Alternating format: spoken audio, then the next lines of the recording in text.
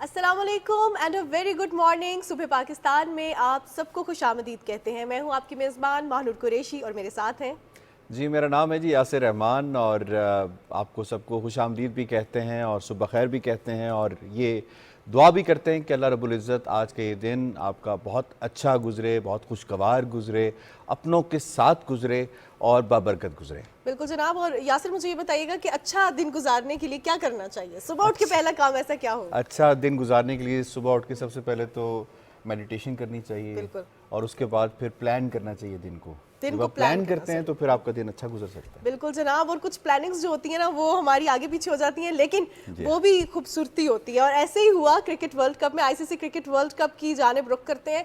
क्या ही ज़बरदस्त पाकिस्तान का कमबैक था, किस तरह पाकिस्तान खेला, फ़खर जमान की वापसी। और अब अगर बात की जाए, लास्ट मैच है, अगर इसमें पाकिस्तान जीत गया, पाकिस्तान वर्सेस इंग्लैंड, अगर इसमें पाकिस्तान जीत गया, अच्छे मार्जिन से जीत गया, तो सेमीफाइनल तक रिसाई मुमकिन हो जाएगी। पाकिस्तान और इंग्लैंड के दरमियान मैच 11 नवंबर को खेला जाएगा और कोलकाता में ये मैच खेला जाएगा। इसके साथ साथ एक बड़ी अच्छी खबर हमारे पास ये भी है कि इस मैच से पहले मेडिकल पैनल ने शादाब खान को भी मेडिकली हाँ, फिट ये करार दे दिया यकीनन है। बहुत अच्छी खबर है और शादाब क्योंकि एक्सपीरियंस्ड हैं, नायब कप्तान भी हैं और अच्छा परफॉर्म करने वाले हैं, बॉलर भी अच्छे हैं, बैट्समैन भी अच्छे हैं, तो एक अच्छी सेंस ऑफ इनकरेजमेंट रहेगी। यकीनन बिल्कुल उनकी जो परफॉर्मेंस है उसके ऊपर काफ़ी बात की जा सकती है कि इस बिल्कुल वर्ल्ड कप में जिस तरह उनसे एक्सपेक्ट किया जा रहा था उस तरह उन्होंने परफॉर्म नहीं किया।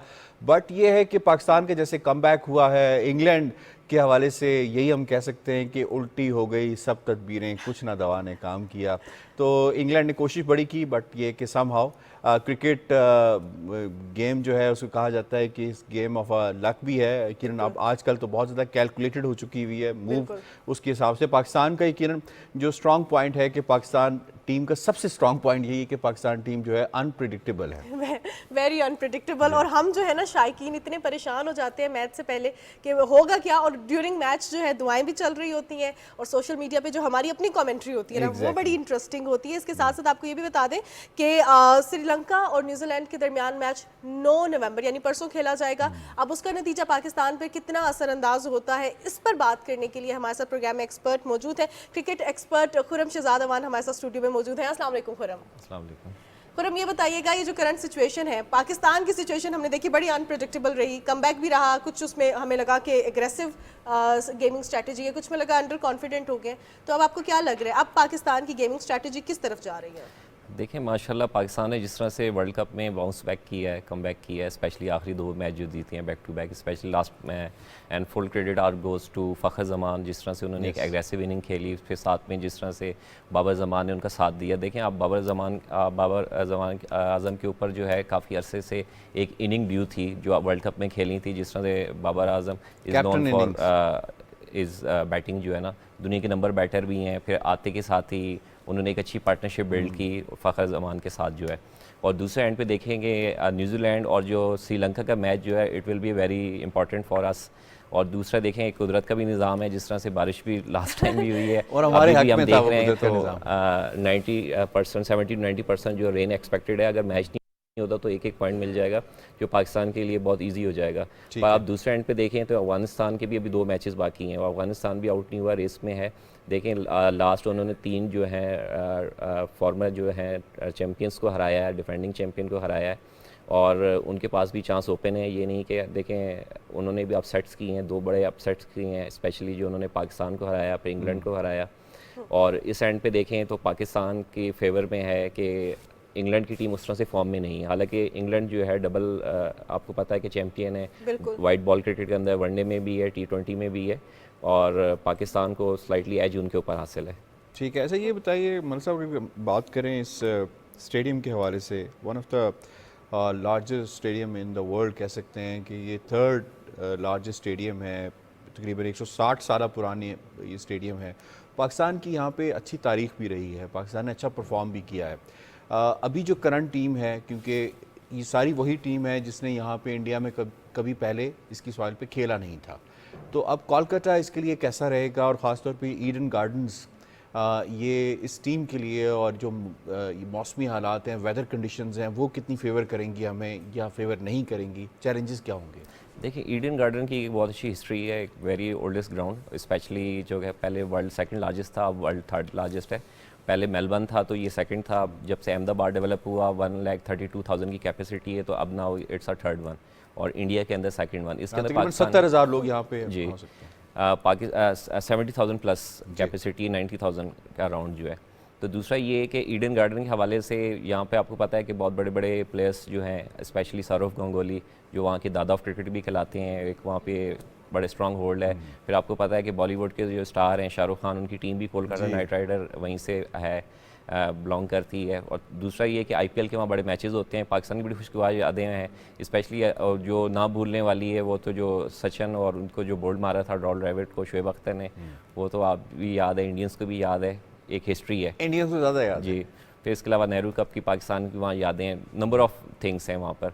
और पाकिस्तान के हवाले से देखें, पाकिस्तान और इंडिया की आपको पता है कि सिमिलर कंडीशंस हैं, दोनों सब कॉन्टिनेंट्स के अंदर हैं, कंडीशन कोई डिफरेंस नहीं है। और पाकिस्तान के लिए एक अच्छी चीज़ ये है कि वहाँ पे उस दिन बारिश नहीं, और मैच होना बहुत ज़रूरी है, और पाकिस्तान को ये एक पॉजिटिव फेवर है कि पाकिस्तान के हक में जाएगा अगर बारिश ना हो, मैच पूरा हो। सही। अच्छा, जैसे हम बारिश के हवाले से भी बात कर रहे हैं तो पहले ऐसा हुआ कि बारिश की प्रिडिक्शन थी और मैच के दौरान बारिश नहीं हुई, और फिर जब प्रिडिक्शन नहीं थी बारिश हो भी गई। अब अगर पिच के हवाले से बात की जाए तो आपको क्या लग रहा है, ये फेवरेबल है या नहीं? क्योंकि पहले भी कुछ खिलाड़ियों का ये कहना था, क्योंकि जब बहुत क्रिटिसिज्म स्टार्ट हो गया था उन पर, जब इतना अच्छा कमबैक नहीं हो रहा था पाकिस्तान की टीम की जानिब से, तो कहा जा रहा था कि अच्छे फैसले नहीं कर रहा कप्तान, या इस तरह की कुछ क्रिटिसिज्म जो है वो सामने आता, जिस पर खिलाड़ियों का कहना था कि हमें प्रॉपर्ली स्ट्रैटेजी डिज़ाइन करनी पड़ती है। अब अगर पिच की सिचुएशन देखें और अब देखें जिस तरह स्टेडियम के हवाले से बात हो रही थी, तो आपको लगता है ये पाकिस्तान के फेवर में है?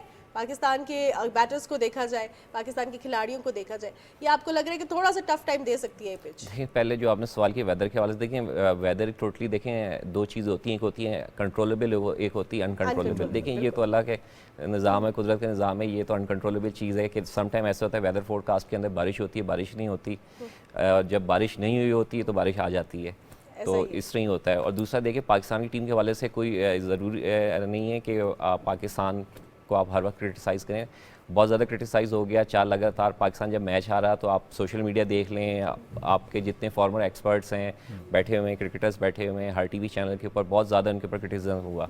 और जब पाकिस्तान ने माशाल्लाह कम बैक किया है तो हर चीज़ फेवर में आ गई पाकिस्तान की। देखिए पाकिस्तान ने स्लाइटली चेंज किया, टॉप ऑर्डर जो है आपका, देखिए फ़खर जमान एक मॉडर्न डे क्रिकेट में आपको पता है कि हार्ड हिटर बैट्समैन है, एक अटैकिंग प्लेयर है, मॉडर्न डे क्रिकेट के हवाले से खेलते हैं। वो जब सिर्फ पावर प्ले के अंदर 10 ओवर खड़े रहते हैं तो टोटल मैच का नक्शा चेंज कर देते हैं। अब उनका आप कंपेरिजन कर लें, जो पाकिस्तान और न्यूजीलैंड का मैच हुआ उसके अंदर फ़खर जमान ने 11 छक्के लगाए हैं और 8 छक्के। लेकिन अमान साहब ये जो आप क्रिटिसिज्म की बात कर रहे हैं, तो ये भी तो यकीनन हमारी टीम को इस बात को देखना चाहिए कि फ़खर के हवाले से डे 1 से बात की जा रही थी, वाई फ़खर को क्यों बेंच पे बिठाया है, फ़खर को क्यों नहीं लेकर आ रहे, और जो बाकी ऑप्शन जैसे इमाम की बात हुई, इमाम उस तरह परफॉर्म नहीं कर रहे थे। फ़खर जो है वो इंडियंस को बड़े अच्छे तरीके से खेलते हैं, इनकी हिस्ट्री भी रही है, तो ये तो क्रिटिसिज्म ठीक था ना। और फिर वो साबित हुआ कि फ़खर वापस आए तो उन्होंने जो कम बैक किया वो टीम ने कम बैक किया। देखिए नो डाउट बहुत ज़्यादा क्रिटिसिज्म हुआ कि इनको नहीं खिला रहे थे, पर पास्ट इनकी आप 12 मैचों की परफॉर्मेंस देखें तो उसके अंदर कोई इनका बड़ा स्कोर नहीं था। बिफोर वर्ल्ड कप जो इनको चांस दिया गया, एशिया कप खेला, फिर उन्होंने दूसरे मैचेस वगैरह खेले, उसके अंदर उस तरह से परफॉर्मेंस नहीं थी। इमामुल हक आए, इमामुल हक ने 1-2 अच्छी इनिंग्स खेली। देखें इमामुल हक और इनके अंदर बहुत ज़्यादा डिफरेंस है, ये एक अटैकिंग क्रिकेट खेलते हैं मॉडर्न डे के हवाले से, और वो थोड़ी सी डिफेंसिव अप्रोच के साथ जाते हैं।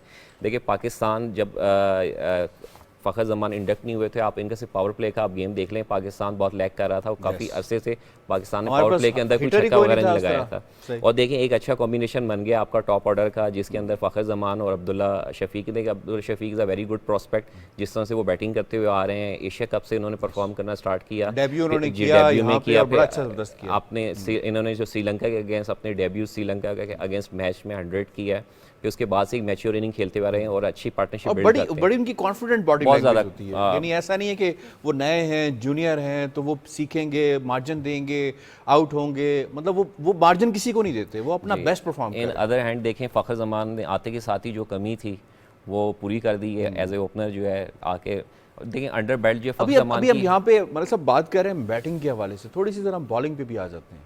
बॉलिंग पे हमारी शाहीन शाह अफरीदी से बहुत ज़्यादा उम्मीदें थी, और हमने देखा कि जो लास्ट मैच हुआ उसके अंदर शाहीन शाह आफरीदी ने उस तरह परफॉर्म नहीं किया जिस तरह करना चाहिए था, बहुत ज़्यादा उन्होंने स्कोर दिया और उन्होंने विकेट टू विकेट भी नहीं किया।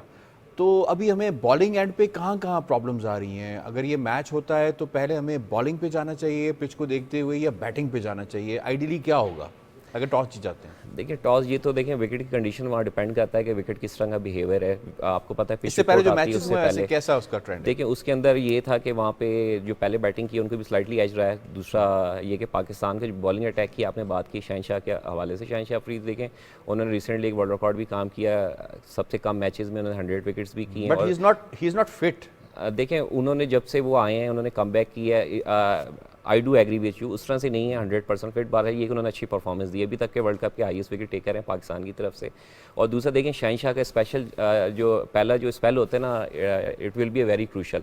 वो जब पहले स्पेल करते हैं अपनी इन स्विंग वगैरह करते हैं, यही तो सबसे बड़ा प्रॉब्लम है कि जो अगर पहला वो स्पेल करने की कोशिश करते हैं उनके जहन में एक चीज़ होती है मैंने विकेट लेनी है, अगर वो ये चीज सोचे कि मैंने विकेट के साथ रन भी रोकने हैं। पाकिस्तान को एक बहुत अच्छा शुरू में स्टार्टअप मिल जाता है। और देखें पाकिस्तान को आपको पता है कि बिफोर वर्ल्ड कप एक सेटबैक हो गया था। कॉस्ट ज्यादा नहीं होती उसकी।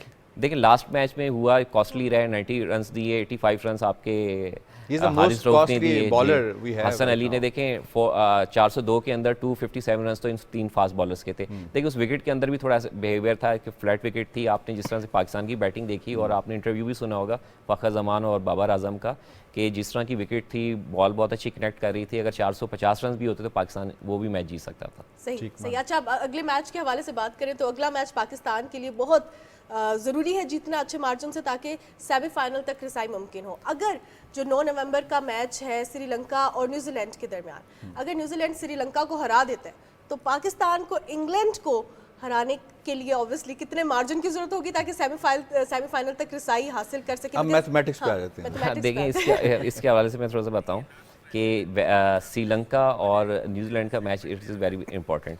देखें वो किस तरफ जाता है, मैच होता भी है आया कि नहीं होता, वहाँ की उनकी क्या कंडीशन रहती है। इफ़ न्यूजीलैंड कैन विन, देखिए उनके 10 पॉइंट्स हो जाएंगे, उनके रन रेट पाकिस्तान से बेहतर है। फिर उसके बाद कैलकुलेट किया जाएगा कि पाकिस्तान और इंग्लैंड का जो मैच है उसके अंदर अगर पाकिस्तान पहले बैटिंग करता है तो कितने रन से हराना है, अगर पाकिस्तान बाद में चेस करता है तो कितने ओवर्स में जाना है, ये कैलकुलेशन उस वक्त होगी। पर इस वक्त जो है स्लाइटली पाकिस्तान को एज ये है कि पाकिस्तान की माशाल्लाह जो टीम ने ना अच्छा कमबैक कर लिया। और पाकिस्तान की टीम जैसे आपने बताया कि पहले की अनप्रेडिक्टेबल है और बड़े टूर्नामेंट्स के हवाले से स्पेशली जिस तरह से पाकिस्तानी टीम एक रिदम में आती है, एक जेल हो जाती है, तो नोबडी कैन स्टॉप वो रिदम वैसे आपको कंटिन्यू होता हुआ और नजर आ रहा है। दूसरा ये कि पाकिस्तान को विन करना चाहिए, सेमीफाइनल में आना चाहिए। देखिए पाकिस्तान का सेमीफाइनल में आता है तो एक और आप हाई वोल्टेज मैच देखेंगे जो इंडिया के अगेंस्ट है। और देखें शायकीन क्रिकेट सेमीफाइनल होगा ना जी, सेमीफाइनल का होगा। तो देखें अगर पाकिस्तान 4th प्लेस के लिए आएगी, नंबर 1 पे आपको पता है इंडिया सारे मैच जीत के, तो इंडिया से पाकिस्तान का पड़ेगा। और आपको पता है हाई वोल्टेज मैच है, हर बंदे को उसका इंतजार होता है। बिल्कुल जनाब, हमें भी इंतजार है और शायकीन तो ज्यादा ही परेशान हो रहे हैं। और दुआ भी और दुआ तो मैच के दौरान भी चलती रहती है। बहुत शुक्रिया खुरम शहजाद, आपके कीमती वक्त का, आपने हमें आज मैच की सूरत से आगाह किया और बताया कि पाकिस्तान के लिए क्या चीज़ फेवरेबल हो सकती है, क्या चीज़ जो है उस टाइम पे ही कैलकुलेटेड होगी, क्योंकि हम बड़े अभी आजकल कैलकुलेटेड होकर चल रहे हैं। क्या होगा, पाकिस्तान पहले बैटिंग करेगा, बॉलिंग करेगा तो क्या होगा, क्योंकि ये मैच बहुत ज़्यादा ज़रूरी है। अगर पाकिस्तान ये जीत गया इंग्लैंड से तो फिर सेमीफाइनल तक रिसाई मुमकिन हो सकेगी। बिल्कुल सही बात है जी। मैच तो ज़रूरी है लेकिन मैच के साथ साथ जो चीज़ ज़रूरी है वो ये कि अच्छे माहौल का भी होना बहुत ज़रूरी है।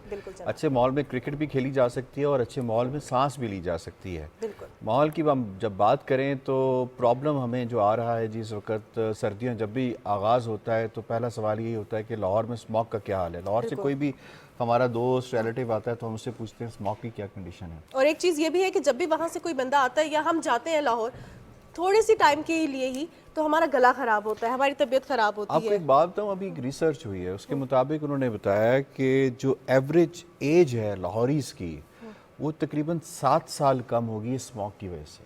और ये जो एयर क्वालिटी इंडेक्स पे लाहौर की पोजीशन है। एग्जैक्टली। और सेकंड जो उन्होंने बात की, उन्होंने कहा जो बच्चे हैं जो स्मॉग को इनटेक करते हैं वो अगर उसकी इक्विवेलेंस निकाली जाए तो ऐसे ही है जैसे आप 30 सिगरेट एक दिन में पिए। Oh my God. तो ये जो स्मॉग की जो कंडीशन है इस वक्त ख़ास तौर पे जो ये हमारी सेहत के लिए जो मुज़रे सेहत बनती जा रही है दिन ब दिन, लाहौर में बिलखुसूस, और इसकी कई रीज़न्स बताई जाती हैं। एक आध रीज़न जो बताई जाती है वो ये है कि जी जो इंडिया में इस वक्त जो फसलों को जलाने का काम होता है, इस फसलों की बाक़ियात को, तो उसकी वजह से जो हवा का रुख पाकिस्तान की जानिब होता है, तो वो भी एक रीज़न है। पाकिस्तान के जो शहर हैं जैसे शेखुपुरा है, मुख्तलिफ और शहर हैं, लाहौर के मज़ाफ़ाती जो शहर हैं, वहाँ पे जो फसलों को उनकी बाक़ियात को जलाने के हवाले से होती है, धान की फसल की बाक़ियात को, तो उसकी वजह से ये सारा सिचुएशन क्रिएट होती है। लेकिन सवाल यहाँ मानूर ये है कि हम इस सिचुएशन से कैसे बाहर निकलेंगे, और मेरे ख्याल है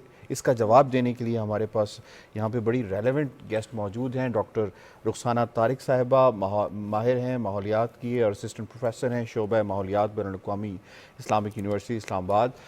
आपको मैम खुश आमदीद कहते हैं अपने मॉर्निंग शो के अंदर। ये फरमाइएगा जो लाहौर का मामला है, स्मॉग का मामला है, कितना सीरियस इशू है ये? जैसा कि आपने ख़ुद बताया, ये तो काफ़ी सीरियस इशू है क्योंकि हेल्थ इशू है। पहले तो ये प्रायोरिटी पे नहीं था। पहले तो मैं मतलब बिस्मिल्लाहिर्रहमानिर्रहीम से शुरू करना था, लेकिन सॉरी ये कि ये इशू हमारे फॉरेस्ट्री है या एफॉरेस्टेशन है या क्लाइमेट चेंज है या ओजोन है, these were not on the priority basis. अब क्योंकि हेल्थ पहले है तो ज़िंदा रहेंगे तो बाकी सब कुछ होगा। मतलब अभी तक तो हम रोटी कपड़ा मकान से नहीं निकल रहे थे, तो अब ये बहुत ही क्रिटिकल इशू बन गया है। इसलिए कि आपने खुद बताया, जब आप डेटा देखते हैं, हॉस्पिटल्स में डेटा देखते हैं, इन दिनों में हम लोगों के हालात देखते हैं कि हर चीज़ मुतासर होती है, वर्किंग मुतासर हो रही है, बच्चों की एजुकेशन मुतासर हो रही है।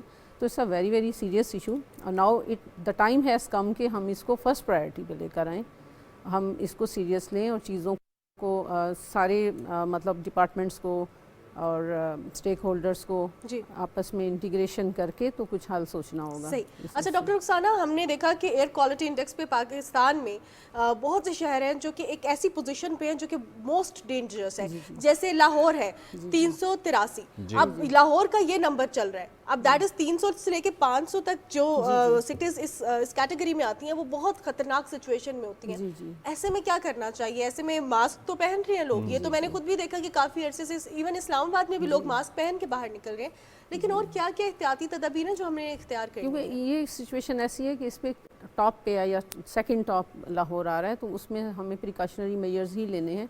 मतलब तदारुक तो नहीं कर सकते, या ऐसा कोई मेडिकल पॉइंट ऑफ व्यू से मैं नहीं बता सकती कि जो वो करें, लेकिन फ़िलहाल प्रिकॉशन है कि हम एहतियात करें, बाहर कम निकलें, मास्क पहनें। बाहर ज़ाहिर निकलना है, हमें तालीम भी जारी रखनी है, सारे काम जारी रखने हैं, तो मास्क यूज़ करें। ठीक। और ये कि ख़ुद को मॉइस्ट रखें, जो मैं अपनी एक्सपीरियंस की बेस पे मतलब बता सकती हूँ कि मतलब ड्रिंक लेते रहें, लिक्विड्स लेते रहें। सही। और क्योंकि मेम्ब्रेन्स है ना रेस्पिरेटरी ट्रैक पे जब इफ़ेक्ट होता है, तो इस तरह से ये है कि एहतियात ही इसमें पहली चीज़ है। बिल्कुल। दूसरा, जब हम एहतियात की बात करते हैं तो व्हीकल्स को कोशिश करें इस वक्त, ताकि हम मज़ीद उसमें इजाफा ना करें। उसमें यह है कि हम अपनी अपनी गाड़ियों को फिट रखें, ज़्यादा धुआं ना छोड़ें, टायर्स उनके अच्छे रहें, स्पीड बेहतर हो। जो जो कंजेशन होती है, ट्रैफिक रुकती है, तो ये बढ़ती है पोल्यूशन, स्मॉग बढ़ता है। डॉक्टर साहब, थोड़ी सी ज़रा हम इस इंडेक्स के हवाले से बात कर लेते हैं। कहा जाता है कि जो 200 का इंडेक्स है वो एक नॉर्मल जो शहर का एनवायरनमेंट होता है उसके मुताबिक बेरेबल है। अब लाहौर का अगर ये 400-500 इंडेक्स पहुंचता है तो इससे हमें क्या मतलब समझना चाहिए कि कितना ज़्यादा ख़तरनाक लेवल तक ये पहुंच चुका है, और ख़ास तौर पे इसके जो सेहत के ऊपर असरात, यानी बीमारियां जो हो सकती हैं, जैसे दमा है या और सांस की इश्यूज़ हैं, आपके लंग्स के इश्यूज़ हैं, वो किस तरह से फैल सकती हैं और कैसे मुतासिर इंसानी सेहत को कर सकती हैं? ज़ाहिर है कि ये मैं तो एज ए एनवायरमेंटलिस्ट बात करूँगी, एज ए डॉक्टर नहीं करूँगी, लेकिन एज ए एनवायरमेंटलिस्ट ये है कि हम ज़्यादातर रिसर्च बेस भी डेटा बेस पे होती है कि ज़ाहिर है एस्थमा ज़्यादा होता जा रहा है, ब्रोंकाइटिस भी इवन, फिर सीरियस पहले तो नज़ला ज़ुकाम से शुरू होता है, या कंजेशन ऑफ नोज़ है, आइज़ है, सब चीज़ें इफ़ेक्ट होती हैं, हेयरिंग भी और ये सारी चीज़ें। लेकिन जो जो अब ज़्यादा सीवियरिटी होगी, इंडेक्स बढ़ता चला जाएगा, तो फिर ज़ाहिर है ब्रोंकाइटिस की तरफ जा सकते हैं। और जैसे आपने खुद बताया कि सिगरेट से, स्मोकिंग से जितनी एक डिजीज़ होती हैं वो सारी हम एक्सपेक्ट कर सकते हैं। तो ये बहुत सीरियस मतलब होता चला जाएगा, इसलिए इसका तदारुक करना बहुत ज़रूरी है, ऐसी पॉलिसीज़ बनाना ज़रूरी है, इस पर काम करना, मतलब इसको मज़ीद मिनिमाइज़ करना है, स्टॉप करना है। मैं मानूर की इजाज़त से आपसे एक और सवाल पूछूंगा। ये फरमाइए कि दुनिया में ऐसी कोई एग्जांपल है जो अभी हमें करंटली फेस करनी पड़ रही है, यानी इंडियन पंजाब से और लाहौर के अंदर जो कुछ हो रहा है, दुनिया में कहीं पहले हुआ है और उसके तदारुक के लिए क्या किया गया है? अच्छा, इसमें क्योंकि ज़्यादा मैं भी यही बात करना चाह रही हूँ कि अब हमने रोकना कैसे है, तदारुक कैसे करना Yes. है। यही ज़रूरी है। उसमें देखिए हमारे इंस्टीट्यूट्स को सबको मिलके एक तो काम करना है, मैकेनाइज्ड सिस्टम ज़्यादा लाना है। जैसे बाहर के ममालिक में ये है कि मशीनरी है ना, स्केल पे एग्रीकल्चर है। जब स्केल पे एग्रीकल्चर होती है, यू यूज़ मशीनरी, वहाँ पे इस तरह के हार्वेस्टर्स इस किस्म के हैं, इस तरह के वो बेलर हैं जो बेल्स बनाते हैं ना, इकट्ठा करते हैं उसको। और एक तो ये चीज़ और भी machines ऐड कर बहुत- लीजिएगा इसके जी, अंदर, जी। जो सबसे ज़्यादा कंपाउंडिंग इफेक्ट इसके अंदर जी। डालता है, जो मल्टीप्लाई करता है, वो जलाना है फसलों को। जी, फसल को जलाना ये कि वो स्टम्प से काटते हैं ना, जैसे Yes. हम अगर चावल काटते हैं तो हम उसको नीचे से करीब से नहीं काट रहे होते, कुछ इंचेस उसके स्टम्प्स बाकी बच जाते हैं, ज़मीन के अंदर उगे हुए, ऊपर से हम काटते हैं। तो ऐसे हार्वेस्टर हैं कि जो कि जड़ से निकालेंगे या ज़मीन के करीब से निकालेंगे, तो वो दुनिया का आपने पूछा तो वहाँ ऐसे है कि वो Okay. मशीनरी इतनी यूज़फुल है कि वो चैफ जो है वो इतना नहीं बनता। अब यहाँ जब फसल आपने काट ली, अब नई फसल के लिए अपने ज़मीन को तैयार करना है, तो वो जाहिर है कि जो स्टम्प्स बचे हुए होते हैं पूरे एकड़्स के ऊपर, तो उनको जलाना पड़ता है, और तो कोई हल नहीं होता, क्योंकि बैठ के एक मैनुअली तो अगर करना चाहेगा कोई तो नहीं कर सकता, मतलब पॉसिबल नहीं है स्केल पे, या टाइम कम होता है, आगे हमने नई फसल की बिजाई करनी होती है, तो उनको फिर जलाने का सबसे आसान हल है। लेकिन उससे कितना नुकसान होता है वो अनरिकवरेबल है, और उसकी कॉस्ट बेनिफिट एनालिसिस बहुत ज़्यादा है, तो मतलब कॉस्ट बहुत ज़्यादा है। तो उसमें फिर जो डेवलप्ड कंट्रीज़ हैं उनकी मशीनरी बहुत अच्छी है, और वो मशीनरी पाकिस्तान में मैं जब देखती हूँ तो है कॉस्टली हैं, सब्सिडीज़ भी गवर्नमेंट दे तो शायद ना हल उतना मुमकिन हो, लेकिन ये है कि हमारे इदारे बहुत अच्छे हैं, जैसे नेशनल एग्रीकल्चर रिसर्च सेंटर है, इस तरह के गवर्नमेंट के जो एग्रीकल्चर के इदारे हैं, वहाँ पे स्पेशल इस मशीनरी का शोबा होता है। और मैं इसलिए वसूख से बात कर रही हूँ कि हमने कभी ये मूंगफली के शेलर बनवाए थे, मतलब लोकल अपने मटेरियल को लेते हुए हम वही चीज़ें जो महंगी हैं उनको सस्ते दामों तैयार कर सकते हैं, हमारे अपने इदारे तैयार कर सकते हैं। उस तरह के शेलर, उस तरह के हार्वेस्टर हम खुद तैयार कर सकते हैं, उस मॉडल को सामने रखते हुए। इंजीनियर्स हमारे पास बहुत अच्छे हैं, तो इस वक्त ऐसा टाइम है कि जिसमें हमें प्रोएक्टिव अप्रोच की ज़रूरत है इसके लिए। जी, वार फुटिंग पे काम करने की ज़रूरत है, और इंडस्ट्री को, यूनिवर्सिटीज़ को, इदारों को मिल के काम करने की ज़रूरत है। सही, और अपने रिसोर्सेज को यूटिलाइज जी, करने जी, की ज़रूरत बिल्कुल। है। जैसे इंजीनियर्स इतने ज़्यादा यूनिवर्सिटी से आ रहे हैं, बहुत अच्छे हमारे स्टूडेंट्स आ रहे हैं जो मैकेनिकल इंजीनियर हैं, तो वो काम कर सकते हैं डिपार्टमेंट से मिल के। सिर्फ ये है कि लेज़ान बनाने की ज़रूरत है, कोऑर्डिनेट करने की ज़रूरत है। बिल्कुल। अच्छा, बीइंग एन एनवायरमेंटलिस्ट, मैं आपसे ये जानना चाहूँगी, आपने कॉस्ट एंड बेनिफिट एनालिसिस के हवाले से बात की, इलेक्ट्रिक व्हीकल्स का ट्रेंड पूरी दुनिया में, पाकिस्तान में भी ये ट्रेंड आ रहा है, एक्सपेंसिव है एज कम्पेयर टू अदर, लेकिन अगर कॉस्ट एंड बेनिफिट एनालिसिस का देखें, पाकिस्तान में ऑलरेडी बिजली की कमी है। जी, जी। अगर हम इलेक्ट्रिकल व्हीकल्स की तरफ जाएं कि हमने कार्बन एमिशन को अवॉइड करना है, तो क्या ये हमारे लिए बेनिफिशियल है? क्योंकि बिजली बनाना, उसमें जितनी कॉस्ट लगनी और फिर इस तरफ हम उसको डाइवर्ट कर दें, तो क्या इज इट बेनिफिशियल हमारे जैसी डेवलपिंग कंट्री के लिए? देखिए, जब हम कॉस्ट बेनिफिट देखें तो क्लाइमेट चेंज तो है ही, mitigation of climate change levies some cost, तो वो तो हमें करनी है। लेकिन जब हम कॉज इफेक्ट रिलेशनशिप देखेंगे कि बीमारियों पे कितना हम खर्च कर रहे हैं, हॉस्पिटल्स पे कितना खर्च हो रहा है, तो तब वो कॉस्ट इतनी ज़्यादा नहीं लगेगी। और जब नीड बेस्ड जब चीज़ें चलती हैं तो ज़ाहिर है बिजली का हमारा प्रेशर पानी का इतना ज़्यादा है, कागान नारान से अगर आप ट्रैवल करते नीचे आएँ तो हम छोटे छोटे मिनी डैम्स बना सकते हैं, उसको भी हम वाटर हार्वेस्टिंग को भी हम यूज़ कर सकते हैं। हमारे पास नेचुरल रिसोर्सेज बहुत हैं, और हम उनको मज़ीद बिजली पैदा करने के छोटे छोटे बना सकते हैं, जनरेटर्स लगा सकते हैं, कम्युनिटी लेवल पे हम काम कर सकते हैं। और लाहौर में तो खैर इस तरह की नहीं है सिचुएशन, लेकिन लाहौर में भी कम्युनिटी बेस्ड ऑर्गेनाइजेशन बना दी जाए फार्मर्स की, उनके साथ फिर लिंक किया जाए, कमेटीज़ बना दी जाएं, और वार फुटिंग पे मेरे हाल में काम किया जाए, वरना ये बढ़ता जाएगा। डॉक्टर साहब, एक और चीज़ है वो ये फरमाइएगा कि क्योंकि इन्वायरमेंटलिस्ट भी हैं, आप ये चीज़ों को बड़े करीब से भी देखती हैं, COP26 जो हुई उसके अंदर बड़े वादे वईद भी किए गए, एक फ़ंड की बात भी की गई। अगर हम उसको रिलेट करें जो सिचुएशन जिससे हम गुज़र रहे हैं, यानी बिलउमूम जब हमें गुजरना पड़ता है अगस्त से ऑनवर्ड, जुलाई से ऑनवर्ड, बारिशों के हवाले से, या फिर सख्त सर्दियों के अंदर हमारे शुमाली इलाका जात के हवाले से, या फिर हमें सर्दियों में लाहौर में स्मॉग के हवाले से, क्या उससे कोई मदद ली जा सकती है? नंबर 1। और नंबर 2 ये बताइएगा कि दुनिया में जहाँ कहीं ये वायलेशन है, इसे तो हम सब एग्री करते हैं कि ये आप जला नहीं सकते, इससे इंसान की सेहत के ऊपर नुकसान आता है, तो इसके ऊपर जो पेनल्टीज़ हैं वो पेनल्टीज क्या क्या लगाई जाती हैं और किस तरह हम इंश्योर कर सकते हैं उसके ऊपर? बीइंग एनवायरमेंटलिस्ट आप क्या कहते हैं? ये है कि जैसे COP27 की या कॉन्फ्रेंस ऑफ पेरिस जब से उसके सीरीज़ चल रहे हैं, तो इत्तेफाक मुश्किल से हो पा रहा है कंट्रीज़ के अंदर, वो इसलिए कि there is a disparity between developed countries and developing countries.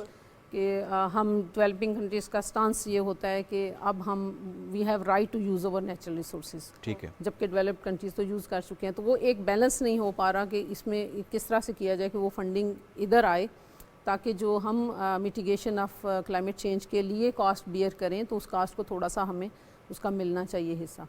तो उसमें पेनल्टीज़ लोकली या इन्वायरमेंटली तो काफ़ी काम हो रहा है, बड़ी बड़ी कंपनीज़ के अंदर भी हो रहा है कि जो जैसे बर्निंग का जहाँ पे ज़्यादा इशू होता है, या पैकिंग मटेरियल इस तरह के यूज़ हो रहे हैं जो कि बाद में डिस्पोज ऑफ होते हैं तो बर्न होते हैं। तो वो जो बड़ी शिपिंग कंपनीज़ हैं या इस तरह के तो कवानीन बन रहे हैं, लेकिन लोकल लेवल पे हम पाकिस्तान के अंदर बहुत ज़्यादा पेनलाइज नहीं कर सकते ऑलरेडी, हमारे पास क्योंकि कवानीन नहीं है जी कवानीन भी हैं, पॉलिसीज़ भी हैं, तो और implementation नहीं है। इम्प्लीमेंटेशन कम है। लेकिन इम्प्लीमेंटेशन देखिए हम अब एक तरफा नहीं कर सकते ना। अगर हम किसान को कहते हैं कि नहीं जलाओ तो उसको अल्टरनेटिव तो दें, और अल्टरनेटिव देने के लिए हम इदारों को फंडिंग दें जो कि उनको लोकल लो कास्ट पे उनको वो मशीनरी बना के दें, कि जो उनको वहीं पे गट्ठे बनते हैं जिसको हम बेल्स कहते हैं, तो वो गट्ठे बनाने का तो हमारे यहाँ अभी तक मैनुअली एग्रीकल्चर हो रही है। वो खुद ही काटते हैं, वो तो ऊपर से काटते हैं फिर उसको गट्ठे बनाते हैं ले जाते हैं। तो ऐसी मशीनें हैं। तो वो डेवलप करने के लिए अगर हम पेनल्टी लगाएं तो हमें कुछ रिवार्ड्स भी तो साथ देने चाहिए, कुछ फंडिंग देनी चाहिए, कुछ सब्सिडीज़ देनी चाहिए, अल्टरनेटिव्स देने चाहिए। देखिए जैसे हमने डिफॉरेस्टेशन के लिए कहते हो तो हम कहते हैं कि उन जगहों पे गैस पहुंचाई जाए या अदर अल्टरनेटिव फ्यूल दिया जाए। तो इसी तरह से अगर क्लाइमेट चेंज की मिटिगेशन करनी है, इमिशंस को रोकना है या हमने बर्निंग को रोकना है, तो फिर थोड़ा सा उनको पेनल्टीज हैं, लॉज भी हैं, सब है। लेकिन साथ हमें ये जो आपने कहा कि फंडिंग लेने के लिए हमें अच्छे अच्छे प्रोजेक्ट्स बनाने चाहिए, मिल के स्टेक होल्डर्स के साथ मिल के हमें बैठ के सोचना चाहिए कि हम किस तरह देखें। अगर कोई देने के लिए भी तैयार है, फंडिंग एजेंसी कोई हमें दे रही है, तो हम वी शुड नो कि हाउ टू गेट, हमने करना क्या है, प्रैक्टिकली कौन से स्टेप्स हम करेंगे, कहाँ पे हम वो पैसा यूज़ करेंगे वाइजली। ठीक है, फिजिबिलिटी प्लान होना चाहिए ताकि हम COP27 के हवाले से आपने बात की, उसके जो फंड जनरेट हुए हैं वहाँ से अपने लिए कुछ हासिल कर सकें, और उसमें हमें सारे पोटेंशियल को इकट्ठा करना है ना यूनिवर्सिटी के। किरण ये ऐसा टॉपिक है जिसके ऊपर हमें बहुत बात करनी चाहिए और इसकी अवेयरनेस के लिए भी काफ़ी कैंपेन चलाने की ज़रूरत है। लेकिन क्योंकि हमारा टाइम ख़त्म हो गया है इस सेगमेंट का, आपसे हम इजाज़त चाहते हैं। आपका बहुत शुक्रिया, आपने अपना एनालिसिस भी दिया, अपना जो खास तौर पे इस हवाले से जो खदशात का इजहार है वो भी किया। लेकिन आपको यहाँ पे भी एक और चीज़ भी दोबारा से बता देते हैं, क्योंकि इसी प्रोग्राम में हमने अनाउंस भी किया था जब पाकिस्तान टेलीविजन नेटवर्क पे क्लाइमेट एक्सचेंज डेस्क का इफ्तिताह किया जा रहा था, तो 2-3 दिन पहले वो डेस्क जो है उसका इफ्तिताह किया गया, ताकि आपको हर जो क्लाइमेट चेंज से इंफॉर्मेशन है, प्रिकॉशनरी मेजर्स हैं, वो देते हैं। इट्स इन आवर लाइफस्टाइल, अब तो बहुत ज़रूरी हो गया ऑब्वियसली। और अभी अब इसी माह के आखिर में जो है COP28 भी है, तो उससे पहले भी सेमिनार्स हो रहे हैं। लेकिन हमने बात की है लाहौर की, लाहौर के बारे में हमने ये तो बता दिया है कि उसका एयर क्वालिटी इंडेक्स, लेकिन लाहौर हमने लोगों को भेजना भी है, लाहौर भेजना भी है, क्योंकि लाहौर अट्रैक्शन भी चाहिए उसके लिए। अट्रैक्शन तो बहुत है लाहौर में। लाहौर में जो है, आप जब लाहौरियों की बात करते हैं और लाहौर की बात करते हैं तो एक चीज़ माइंड में आती है, और वो है लाहौर के खाने, खाबे सही जी जनाब। लाहौर के खाबे बहुत ज़्यादा फेमस है, और जब भी हम लाहौर जाते हैं तो हम कहते हैं हम लक्ष्मी चौक में जाएं, और बिल्कुल सर्दियों में के अंदर तो लाहौरी खाबों का, जिसमें आपकी निहारी है, पाए हैं, फिश है, और पानी आ रहा है। अगर हमने सब कुछ बता दिया तो फिर रिपोर्ट में जो बताया गया वो फिर गैर मुतल्लिका सा हो जाएगा। किरण वर्दा सलीम की रिपोर्ट इस हवाले से उन्होंने तैयार की है, आइए आपको दिखाते हैं।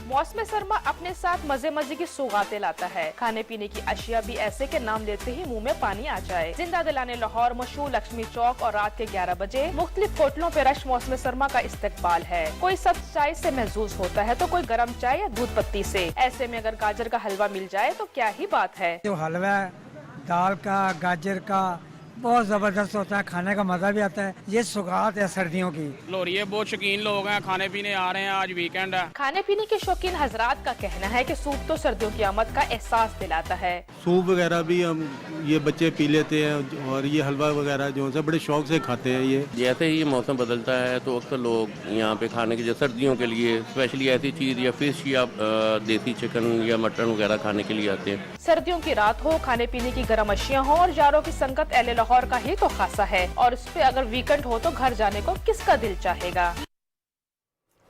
जी जनाब, लाहौरी ख्वाबों से मुतल्लिक आपने ये रिपोर्ट मुलाहिजा फरमाई। अब अगर हम खाने के हवाले से ही बात कर रहे हैं तो सर्दियों में एक चीज़ है जो कि हम बाहर जब भी जाते हैं ना, हमारे खाने का दिल चाहता है, और वो है जी शकरकंदी, और बहुत पसंद भी की जाती है, और हमारा दिल चाहता है कि बस हम उसको खाते रहे। हेल्दी भी बहुत ज़्यादा है, स्वीट पोटैटो। लेकिन कुछ लोग ऐसे होते हैं जिनको गार्डनिंग का शौक होता है और वो अपने किचन गार्डन में बहुत सी चीज़ें उगा रहे होते हैं ताकि हर चीज़ उनको घर में मिल जाए, और ये काफ़ी हेल्दी एक्टिविटी भी है। लेकिन समटाइम्स ऐसी एक्टिविटीज़ जो है आपको पूरी दुनिया में पहचान भी दे देती हैं। बिल्कुल ऐसा ही है जी। और शकरकंदी यकीनन जो कि शुगर के पेशेंट्स के लिए भी बहुत अच्छी करार दी जाती है, हार्ट पेशेंट के लिए भी अच्छी होती है, दीगर इसके फ़ायदे हैं। लेकिन मुझे लगता है कि ये जो साहब हैं डेविड एंडरसन, इन्होंने इनके फ़ायदे जो कुछ ज़्यादा भांप लिए हैं। उन्होंने 84 किलो वज़न शकरकंदी उगाकर आलमी रिकॉर्ड कायम कर दिया है।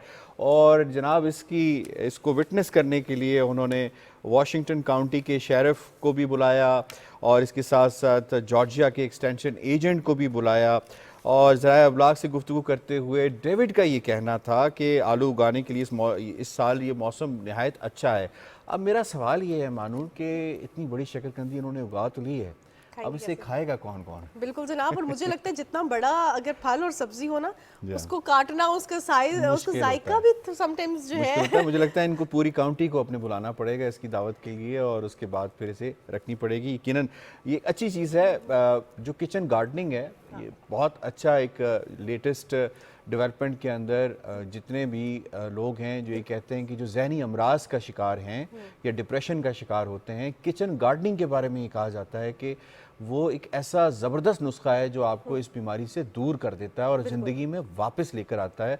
लेकिन आपको ये गारंटी हम नहीं दे सकते कि आप 84 किलो शकरकंदी जो है वो उगाकर आलमी रिकॉर्ड कायम कर सकते हैं। उससे आप 85 किलो भी उगा सकते हैं। लेकिन समटाइम्स ऐसा होता है कि आप जो छोटी छोटी चीज़ें हैं जो कि बाहर से जब हम खरीदते हैं वो बहुत महंगी हो जाती हैं। ख़ास तौर पे अगर हम गर्मियों की बात करें, गर्मियों में जो लीमू है उसका रेट बहुत महंगा हो जाता है, 500 रुपये पाव तक भी चला जाता है। तो अब जो है घर में अगर आप लीमू, मिर्चें, धनिया, पुदीना लगा लेंगे तो आपको कभी भी सब्जी वाले से कहना नहीं पड़ेगा कि भाई थोड़ा सा एक्स्ट्रा धनिया पुदीना दे दो। तो ये चीज़ें जो है चलती रहती हैं। और महंगाई के हवाले से भी हम बात करेंगे। अच्छा, इन्होंने रिकॉर्ड जो तोड़ा है ना शकरकंदी का, वो 2004 में 37.14 वजनी शकरकंदी का रिकॉर्ड स्पेन के मैनुअल पेरेज ने ये रिकॉर्ड कायम किया था। लेकिन 37 केजी से जंप करके 84 केजी तक जाना है, यकीनन इट्स अ बिग जंप। और अब जो है कुछ जरा किसी और बिग जंप के हवाले से बात करते हैं जो कि तमाम पॉलिटिकल पार्टीज लगाने की कोशिश में है। और पाकिस्तान में आम इंतखाबात की तारीख का ऐलान हो चुका है जो कि है 8 फरवरी। 8 फरवरी बहुत ख़ास दिन है और पिछले प्रोग्राम में हमने ये रिपोर्ट भी शामिल की कि आज तक इंतखाबात इतवार के दिन नहीं हुए, तो इस दफ़ा भी इतवार के दिन नहीं हो रहे। लेकिन इंतखाबात से पहले जुमेरात को आ रहे हैं। तमाम पॉलिटिकल पार्टीज मुतहरिक हो गई हैं, उन्होंने अपने जलसों का जो है वो स्टार्ट कर लिया है, मीटअप्स भी चल रहे हैं। कुछ के बारे में कहा जा रहा है कि वो एक दूसरे से मुलाकातों में भी हैं, टेलीफोनिक गुफ्तगू भी जारी है। और समटाइम्स कुछ ऐसे बयान सामने आ रहे हैं कि लग रहा है कि अब तो शायद जो पहले एक दूसरे के साथ सियासी गठजोड़ था वो तो बिल्कुल खत्म होता हुआ नजर आ रहा है। बिल्कुल ऐसा ही है जी। उसको कहा जाता है ये फितरी अमल होता है कि कोई भी अगर पॉलिटिकल पार्टी है जब वो इंतखाबात में जाती है तो फिर उसे अपना इंतखाबी मंशूर देना पड़ता है, उसे अपना इंतखाबी नैरेटिव बनाना पड़ता है। तो उसके लिए अगर सब कुछ अच्छा है और सब ने एक जैसा ही करना है तो फिर वोटर ने किसको वोट देना है? बिल्कुल जनाब। तो इसलिए ज़रूरी है कि अपना अपना एक नैरेटिव तराशा जाए। और यही वजह है कि पाकिस्तान पीपल्स पार्टी भी अपना एक नैरेटिव बनाने की कोशिश कर रही है, लेवल प्लेइंग फील्ड का नैरेटिव देने की कोशिश कर रही है।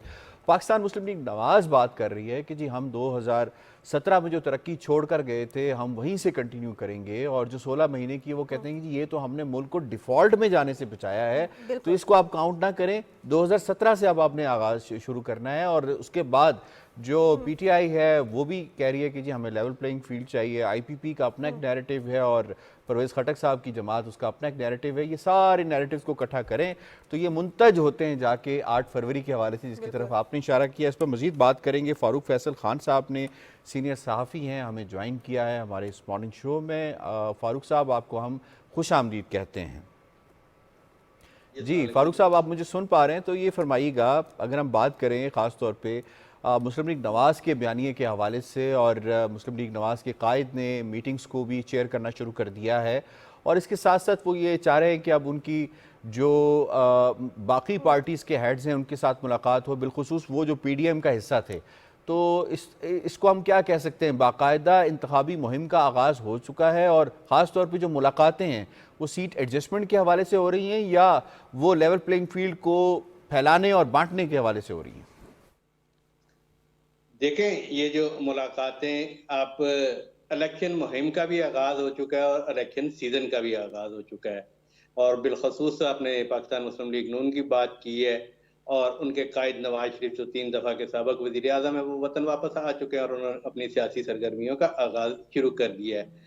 आज भी जो है MQM का एक वफ़द जो है उनसे मुलाकात करेगा, और ज़ाहिर है कि जब इलेक्शन आते हैं तो तमाम पॉलिटिकल पार्टीज़ जो हैं वो एक दूसरे से मिला करती हैं। इससे पहले कशीदगी रहा करती है, एक दूसरे के खिलाफ बयान भी देते हैं, लेकिन सियासत जो है ना, उसे कहा जाता है कि वो है इम्पॉसिबल को पॉसिबल बनाने का आर्ट, और सियासतदान अमूमन लचक ही दिखाया करते हैं, और इन मुज़ाकरात और गुफ्तगू में उनकी कोशिश होती है कि वो अपने के लिए ज़्यादा से ज़्यादा चीज़ें हासिल कर सके। मुस्लिम लीग नून ने अपने सेंट्रल एग्जीक्यूटिव कमेटी का इजलास जो है वो 10 नवंबर को बुला लिया, और उन्होंने अपने पंजाब में तो तमाम हलकों पर इलेक्शन लड़ने का ऐलान किया, और बाकी मुल्क में वो कहीं सिंध में भी एडजस्टमेंट कर सकते हैं, KP में कर सकते हैं, बलूचिस्तान में कर सकते हैं।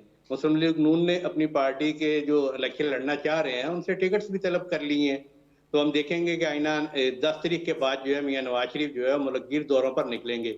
इसके साथ साथ भी अपने साथ तमाम सियासी जमातें जो उनकी इत्तेहादी जमातें हैं, PDM में मौलाना फजलुर रहमान बड़ी जमात के सरबराह, फिर उनका सदर आसफ अली जरदारी से जो है रब्ता हुआ है, पीपल्स पार्टी के साथ भी बैठेंगे। पीपल्स पार्टी की कुछ शिकायत हैं आइंदा इलेक्शन के हवाले से, कुछ शिकायत उनकी हुकूमत के साथ हैं, कुछ नून लीग के साथ हैं।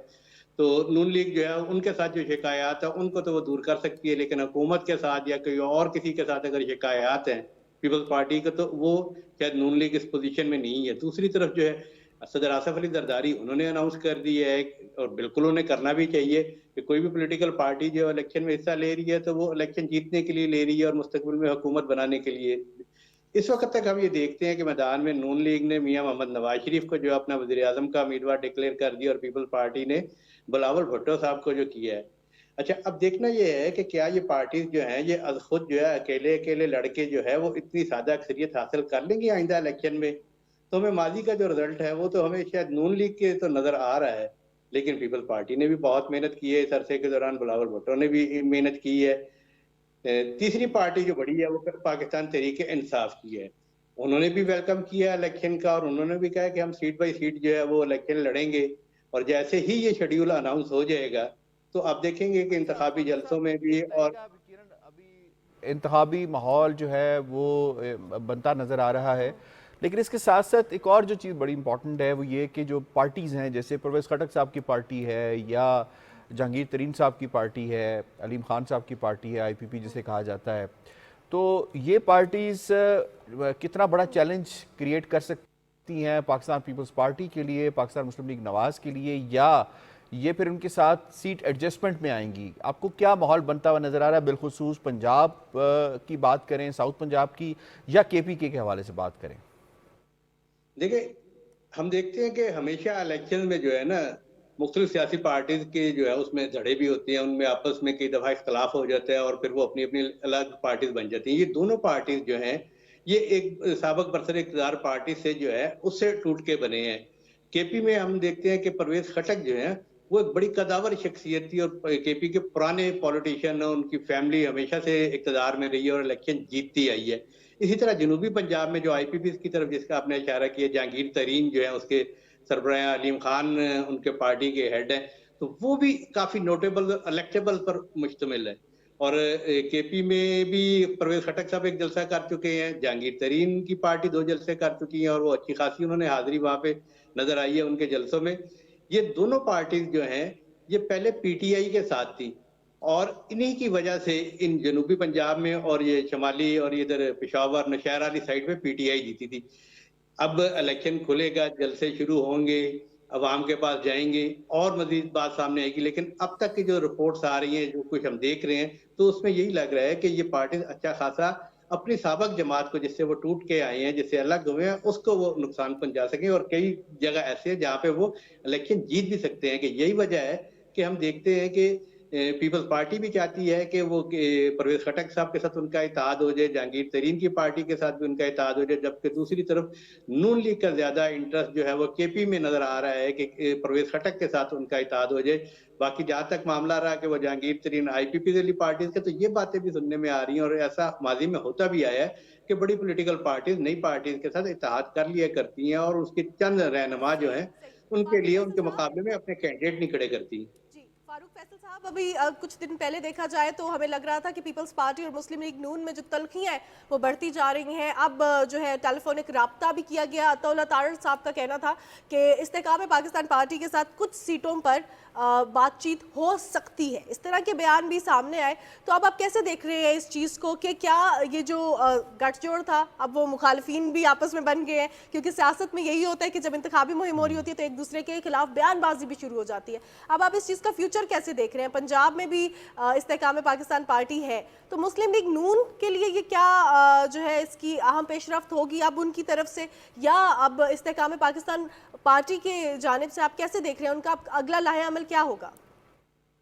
देखिए, मैं जो देख रहा हूँ कि इस्तेकाम पाकिस्तान पार्टी जो है और इस पे लोगों का कंसेंसस भी है कि जनूबी पंजाब में उनके पास बहुत अच्छे कैंडिडेट है जो माजी में भी पार्लियामेंट में रहे हैं और इक़्तिदार में भी रहे हैं और सियासत के पुराने खिलाड़ी हैं। मैंने ये भी आपसे अर्ज कर रहा था कि पीपल्स पार्टी भी चाह रही है कि इस्तेकाम पाकिस्तान पार्टी के साथ उनका पैचअप हो जाए और नून लीग भी, जैसे आपने कहा तलाल चौधरी भी, वो भी चाह रहे हैं कि हो जाए। देखिए, जब हुकूमत साजी का मरला आता है तो उस वक्त एक एक दो दो सीटें भी बहुत अहम हो जाती हैं और इस्तेकाम पाकिस्तान पार्टी में कम अज कम 40-50 साबिक पार्लियामेंटेरियन उसमें गए हुए हैं। और जो रही बात तलखी और बयानबाजी वाली, तो ये सियासत का हुस्न होता है और ये ज़हन में रहना चाहिए कि चाहे ये सारी जमातें आपस में इत्तेहादी भी हो जाए, लेकिन जब इलेक्शन आता है तो इन्होंने अपने अपने प्लेटफॉर्म पर अपने अपने मंशूर पर इलेक्शन लड़ना होता है। और ये तलखी कोई इतनी ज्यादा उस तरह की नहीं है, हम देख सकेंगे। देखिए, 90s में जरूर पीपल्स पार्टी और नून लीग में ये तलखियां बरकरार रही हैं। जी जी, ये बताइएगा, अगर आप बात कर लें पाकिस्तान पीपल्स पार्टी के हवाले से, तो उन्होंने, हमने देखा कि जब से ये निगरान हुकूमत सेटअप पे आई है उसके बाद से, और ख़ास तौर पे जब से निगरान वज़ीर आला सिंध ने अपने कलमदान को संभाला है और अपनी काबीना तश्कील दी है, उसके बाद से वो लेवल प्लेइंग फील्ड के हवाले से बात कर रहे हैं। तो अभी तो इस तरह की कोई चीज़ हुई नहीं है कि वो लेवल प्लेइंग फील्ड के ऊपर बात करें। कल एक बयान सामने आया कि जी क्लीन स्वीप करेंगे, तो अगर आप क्लीन स्वीप करेंगे तो फिर लेवल प्लेइंग फील्ड होगी, तो क्लीन स्वीप करेंगे ना। तो ये जो लेवल प्लेइंग फील्ड का बयानिया है, क्या समझते हैं किस हद तक पाकिस्तान पीपल्स पार्टी का ये बयानिया मजबूत होगा और इसको लेके वो इलेक्शन में जाएंगे? देखिए, लेवल प्लेइंग, मैंने पहले भी कहा है कि इन पॉलिटिशियन के इन बयान को इतना सीरियस मत ले। ये अपने लिए लेने और देने की बात हो रही होती है। ये लेवल प्लेइंग फील्ड का मुराद यही है, शिकायत है, लेकिन बताएं कि उन्हें क्या ऐसी चीज है जिसपे उन्हें शिकायत है। बेसिकली ये प्रेशर है नून लीग के ऊपर, जो पंजाब में उनके साथ सीट एडजस्टमेंट नहीं कर रही पीपल्स पार्टी। देखिए ना, अगर कल को पीपल्स पार्टी भी जी सकती है, नून लीग भी जी सकती है, लेकिन पीपल्स पार्टी पहले से पेशबंदी कर रही है कि अगर उसकी नून लीग के साथ एडजस्टमेंट नहीं हो पाती तो वो कम से कम वो इलेक्शन के हवाले से या उनकी जीत के हवाले से। आप ये कह रहे हैं कि अपने लिए कोई लेन देन की बात हो रही है। आपका बहुत बहुत शुक्रिया फारूक फैसल खान साहब, आपकी तजर्बा और आपने जो बताया इंतखाबी माहौल के हवाले से। यहाँ पे वक्त हुआ है मानूर न्यूज़ ब्रेक का। न्यूज़ ब्रेक से जब वापस आएंगे तो मज़ीद कुछ खबरें, मज़ीद कुछ तबसरे आपका इंतज़ार कर रहे हैं, साथ रहिएगा।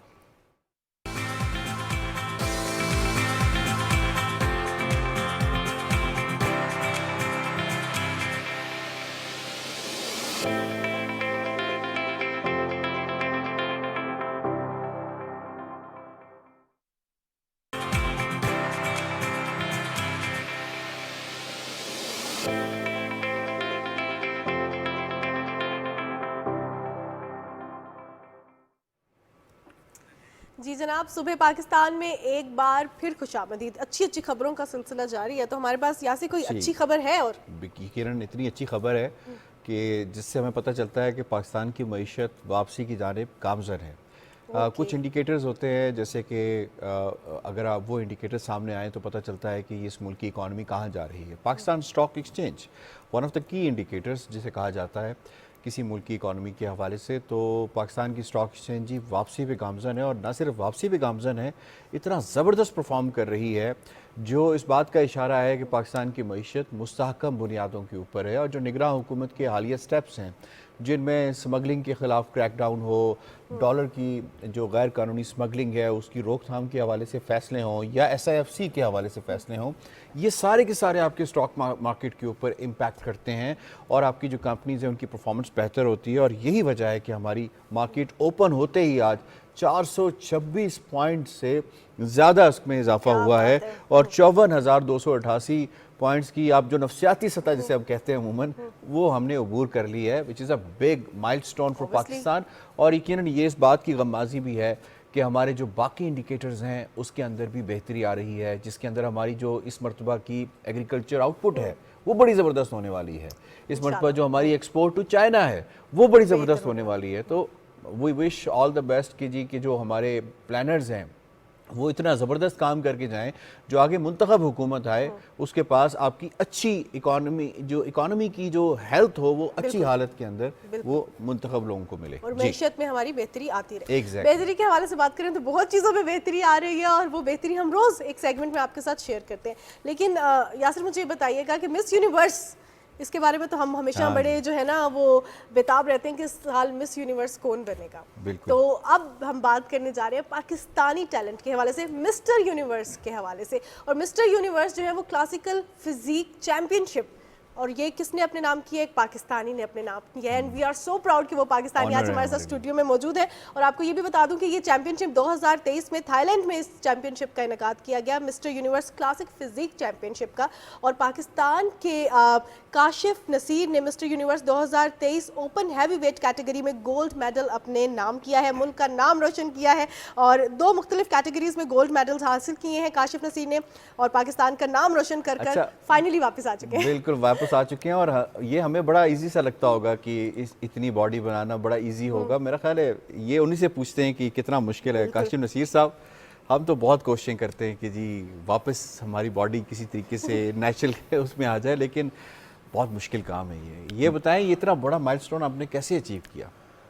इसके पीछे जो है मेरे पीछे 15 साल की मेहनत है। 15 साल जी, 15 ईयर से। और कोई भी जब as a professional body builder आता है, इस फील्ड को ज्वाइन करता है, तो डेफिनेटली उसका एक ख्वाब होता है कि वो इंटरनेशनली जाके अपने कंट्री को रिप्रेजेंट करे।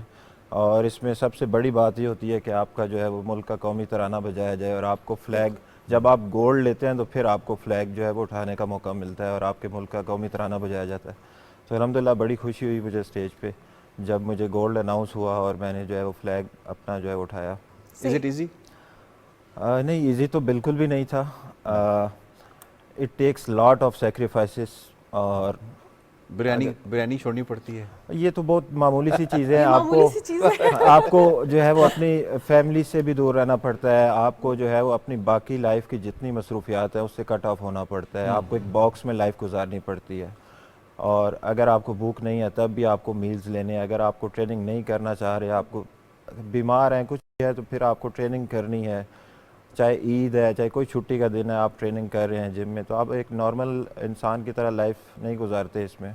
सही, जैसे आपने कहा कि पाकिस्तान का तराना पढ़ा जाता है, एक बीइंग अ पाकिस्तानी बहुत फख्र महसूस होता है जब हम पाकिस्तान को किसी भी प्लेटफॉर्म पे रिप्रेजेंट करते हैं। अब जैसे आपने थोड़ी सी अपनी हर्डल्स के हवाले से बताया, 15 साल क्या मेहनत रही, खास तौर पे मेहनत के साथ मैं आपसे ये भी जानना चाहूँगी कि कोई ट्रेन करने वाला था, कोई एकेडमी थी, किसने बताया क्या करना है? समटाइम्स तो इंसान खुद ही गूगल करके एक्सपेरिमेंट्स करता है, ये प्रोटीन रिच डाइट ले लूँ, ये खा लूँ, रिएक्शंस भी होते हैं। तो कुछ हमें बताना चाहेंगे अपनी हर्डल्स के बारे में? ये जो 15 साल का जर्नी है इसमें आप सीखते ही रहते हो, आप एंड टाइम तक सीखते रहते हो। और 5 से 7 साल में जब आप कम्पीट करते हो तो आपको एक्सपीरियंस हो जाता है कि आपकी बॉडी किन चीज़ों पे रिस्पांस करती है, किस डाइट पे रिस्पांस करती है, क्या ट्रेनिंग स्टाइल जो है वो आपको सूट करता है। तो ये मेरी सेल्फ पे थी, मुझे ना किसी ने कोई जो है वो इसमें कोई स्पॉन्सर वगैरह किया, और ये मेरी अपनी सेल्फ पे मैंने खुद गया हूँ और सारा कुछ खुद किया। अच्छा, ये जो कंपटीशन हुआ है इसके बारे में थोड़ा सा बता दें, कितना टफ था, कितनी कंट्री से लोग आए हुए थे और आपके लिए अपने आप को मुमताज़ करने के लिए आपको एक्स्ट्रा क्या करना पड़ा? वैसे आजकल तो बड़ी सप्लीमेंट्स भी आए हुए हैं कि आपने वो लिए या उनको लेना चाहिए, क्योंकि कई लोग हैं, कई नौजवान हैं हमारा प्रोग्राम देख रहे होंगे। आई विश के नौजवान जल्दी सुबह उठना शुरू हो जाएं तो यकीनन काफ़ी मुल्क के अंदर बेहतरी आ जाएगी। टेक सर, ये थाईलैंड में इवेंट था और 21 अक्टूबर को ये हुआ और इसमें 40 कंट्रीज़ ने पार्टिसिपेट किया और इसमें फ़ाइनल जो है वो मेरा इंडिया और थाईलैंड के साथ ही था। जिस दिन पाकिस्तान मैच वहाँ पे हार रहा था क्रिकेट मैच इंडिया में, उसी दिन जो है वो मैं जीत रहा था वहाँ पे थाईलैंड में, और 2 गोल्ड मेडल लिए। और जहाँ बैलेंस कर दिया जी बैलेंस कर दिया। जहाँ तक रही बात न्यूट्रिशन की और सप्लीमेंट्स की, तो सप्लीमेंट्स आपको लेने चाहिए, आपकी हेल्थ के लिए होते हैं। आप जैसे एक छोटे बच्चे को दूध देते हैं तो वो भी एक सप्लीमेंट है, आप घर में टैंक बनाते हैं वो भी एक सप्लीमेंट है।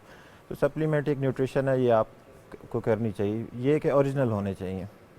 सही सही। अक्सर औकात हम जो अभी यंगस्टर्स होते हैं उनका भी दिल चाहता है बॉडी बनाने का, लेकिन शॉर्टकट्स ढूंढ रहे होते हैं and they go for steroids और ऐसी चीज़ें इस्तेमाल कर लेते हैं जो उनको पता नहीं होता। इसमें ट्रेनर्स बड़े अहम किरदार अदा करते हैं जो आपको गाइड कर सकें, आपको बता सकें।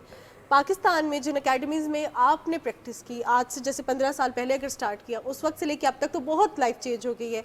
इंटरनेट तक रसाई बहुत आसान है, अब तो हर चीज़ आपको ऑनलाइन भी आपको कंसल्टेशन मिल जाती है। तो उस टाइम और अब टाइम के आपके वक्त के जो आपने ट्रेनर्स के हवाले से बात की जाए, तो क्या आपने उनमें चेंजेस देखी, उनके भी एक्सपीरियंसेस? क्योंकि पहले ऐसा होता था कि जिसके पास इक्विपमेंट है और उसकी बॉडी बनी है तो वो एज अ ट्रेनर स्टार्ट कर लेता था जिम। तो अब इसके लिए क्वालिफाइड होना ज़रूरी है। सबसे पहले तो मैं आपको कहूँगा कि there is no shortcut in body building. एक आपको अच्छा फ्रेम बनाने के लिए 7 से 8 साल की मेहनत चाहिए, ठीक है। तो इसमें कोई शॉर्टकट नहीं है। आजकल के बच्चे जो आते हैं हमारे पास और वो बात करते हैं कि मुझे 3 महीने में आप ऐसा कर दें, पिक्चर दिखाते हैं 3 महीने में ये बना दें, हमने सेल्फीज बेहतर करनी है, टिकटॉक पे आना है, वो 3 महीने बेसिकली वो इंडियन एक्टर्स को देख के कह रहे होते हैं। हालांकि जिस बंदे ने भी पहले एक्सरसाइज की, मसल्स बनाए और मसल लूज कर दिए, उसको वापस रिकवरी में 3 मंथ्स लग सकते हैं, लेकिन आप कहें कि एक न्यू बॉडी बिल्ड करना 3 मंथ्स में, ये इम्पॉसिबल है। और रही बात कोचेस की, तो जिस वक्त मैंने स्टार्ट किया था उस टाइम तो इतने ज़्यादा अच्छे वेल इक्विप्ड जिम भी नहीं थे, लेकिन ये आपका हार्ड वर्क होता है जो आपको ऊपर लेकर आता है। अब तो जिम भी अच्छे हैं, जिम में काफ़ी ज़्यादा फैसिलिटीज़ हैं, पहले ये चीज़ें नहीं होती थी। सही। और जहाँ तक रही बात कोचेस की, तो कोचेस का बारे में मैं कहूँगा कि अपनी रिसर्च कंप्लीट करके कोचेस के पास जाएं, क्योंकि पाकिस्तान में ज़्यादातर कोचेस ऐसे हैं जो 100% क्वालिफाइड नहीं है। सीना बसीना चल रहे हैं जी। ठीक हो गया। ये बताएं, ये जो आपके सामने पड़ा है, ये जो आपने मेडल्स अपने गले में लगाए हुए हैं, थोड़ा सा इनके बारे में ज़रा बताइएगा हमारे नाज़रीन को भी। ये तो हो गए थाईलैंड वाले, ये 2 गोल्ड मेडल हैं, ठीक है। एक ओपन कैटेगरी में मैंने लिया, एक क्लासिक फिजिक में, और इसी तरह एक ये प्रो कार्ड है जो हिस्ट्री में 3 पाकिस्तानियों के पास आया है। प्रो कार्ड हिस्ट्री में 3 पाकिस्तानियों के पास आया है, और ये इसको प्रोफेशनल कार्ड कहते हैं। आप इसके लिए जो है, इसमें आपको बेनिफिट जो होता है कि आप वर्ल्ड में कहीं भी जाके पार्टिसिपेट कर सकते हो। जैसा कि मैंने नेक्स्ट जो है कनाडा के लिए क्वालिफाई किया, वर्ल्ड चैम्पियनशिप हो रही है जुलाई फर्स्ट वीक में, तो अब मैंने उसकी प्रेप वगैरह स्टार्ट की है। Very good. और ये 2 जो हैं, ये ट्रॉफीज़ हैं मेरी दोनों कैटेगरीज़ की। ठीक हो गया। सही। अच्छा, मुझे ये बताइएगा कि कुछ चीज़ें होती हैं जिनको कहा जाता है ये महंगा शौक है, तो क्या बॉडी बिल्डिंग भी महंगा शौक है? क्या बहुत एक्सपेंसिव होता है और पाकिस्तान में स्पॉन्सरशिप इजीली मिल जाती है?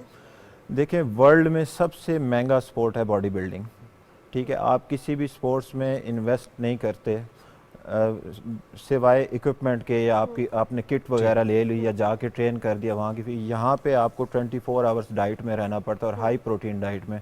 और इस टाइम सबसे महंगी जो है वो कॉस्ट जो है वो आपकी हाई प्रोटीन डाइट की होती है। बिल्कुल।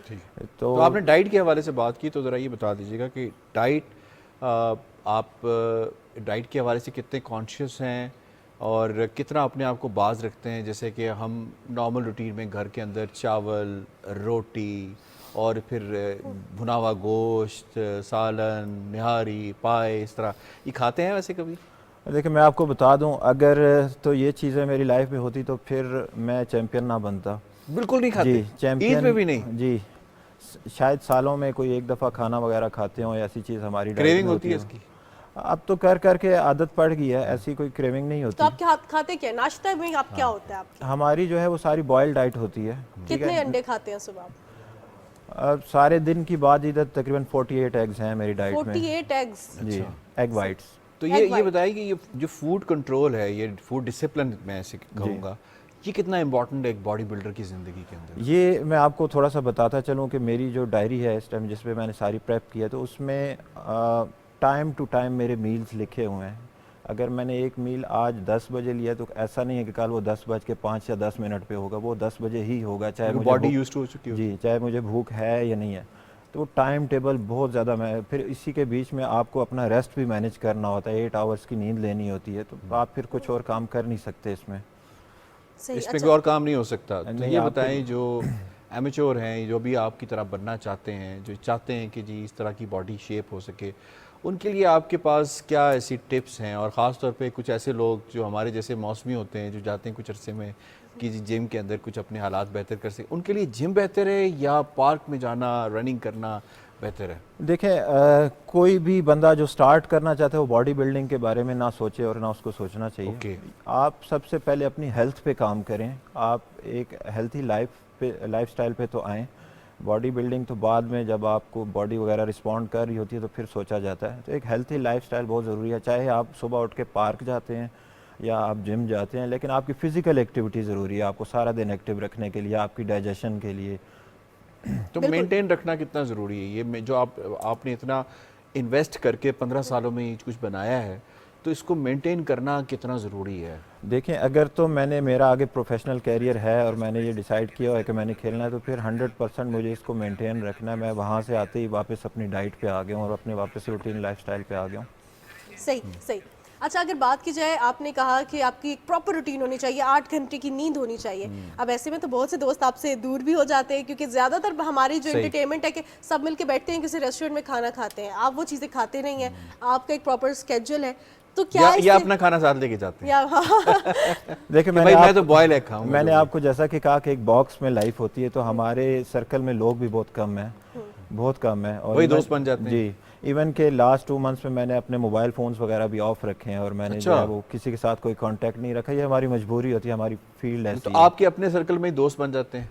हमारे अपने सर्कल में फैमिली मेंबर या कोई 1-2 बहुत करीबी दोस्त हों, तो इससे ज़्यादा हम सर्कल बड़ा कर नहीं सकते, क्योंकि टाइम होता नहीं है किसी को देने के लिए। तो साइकोलॉजिकली भी इस पे इम्पैक्ट तो होता है आपकी हेल्थ पे? देखिए, हम जो है वो मेंटली बहुत ज़्यादा जो है वो मोटिवेटेड लोग होते हैं। ये बॉडी बिल्डिंग करना कोई आसान काम नहीं है। बिल्कुल ऐसा ही है। बहुत शुक्रिया काशिफ, आपके कीमती वक्त का आपने ना सिर्फ स्टूडियो में आके हमें इंस्पायर किया है अपनी जर्नी बता के, बल्कि हमें थोड़ा सा जो है ना अब ये इंस्पायर भी किया, और कई लोगों को तो यकीनन यहाँ तक मैसेज मिल गया होगा कि फिर असी ना ही समझा क्योंकि इतनी मेहनत है। सो बहुत शुक्रिया, आपके कीमती वक्त है। We are so proud of you, और हमें फ़ख्र है अपने पाकिस्तान के नौजवानों पर जो पाकिस्तान का नाम पूरी दुनिया में रोशन कर रहे हैं। सिर्फ नौजवान, बल्कि पाकिस्तान में ऐसी ऐसी जगह हैं, ऐसे ऐसे पार्क्स हैं, ऐसी ऐसी खूबसूरती है कि इंसान का दिल खुश हो जाता है। और एक ऐसी खूबसूरत रिपोर्ट की जानिब हम बढ़ने वाले हैं, जो कि पाक चाइना फ्रेंडशिप सेंटर में बर्ड्स के हवाले से एक वहाँ पे शो मुनक्किद किया जा रहा है। और शो वो ऐसा है कि रूटीन में जो एग्जीबिशंस होती हैं वो है, और बर्ड्स के हवाले से हमने देखा कि पाकिस्तान में बहुत बड़ी बर्ड आइवरी भी है, जहाँ पे आप जाते हैं तो परिंदे आपके सामने उड़े होते हैं, उन्हें पिंजरों में बंद नहीं किया जाता। तो ऐसे इवेंट्स का इनेकाद होना चाहिए, और ये पाकिस्तान फ्रेंडशिप जो पाकिस्तान चाइना फ्रेंडशिप सेंटर है वहाँ पर हो रहा है। इस पर जो डिटेल्ड रिपोर्ट बनाई है वो बनाई है जी फहद अजीज ने। आइए देखते हैं।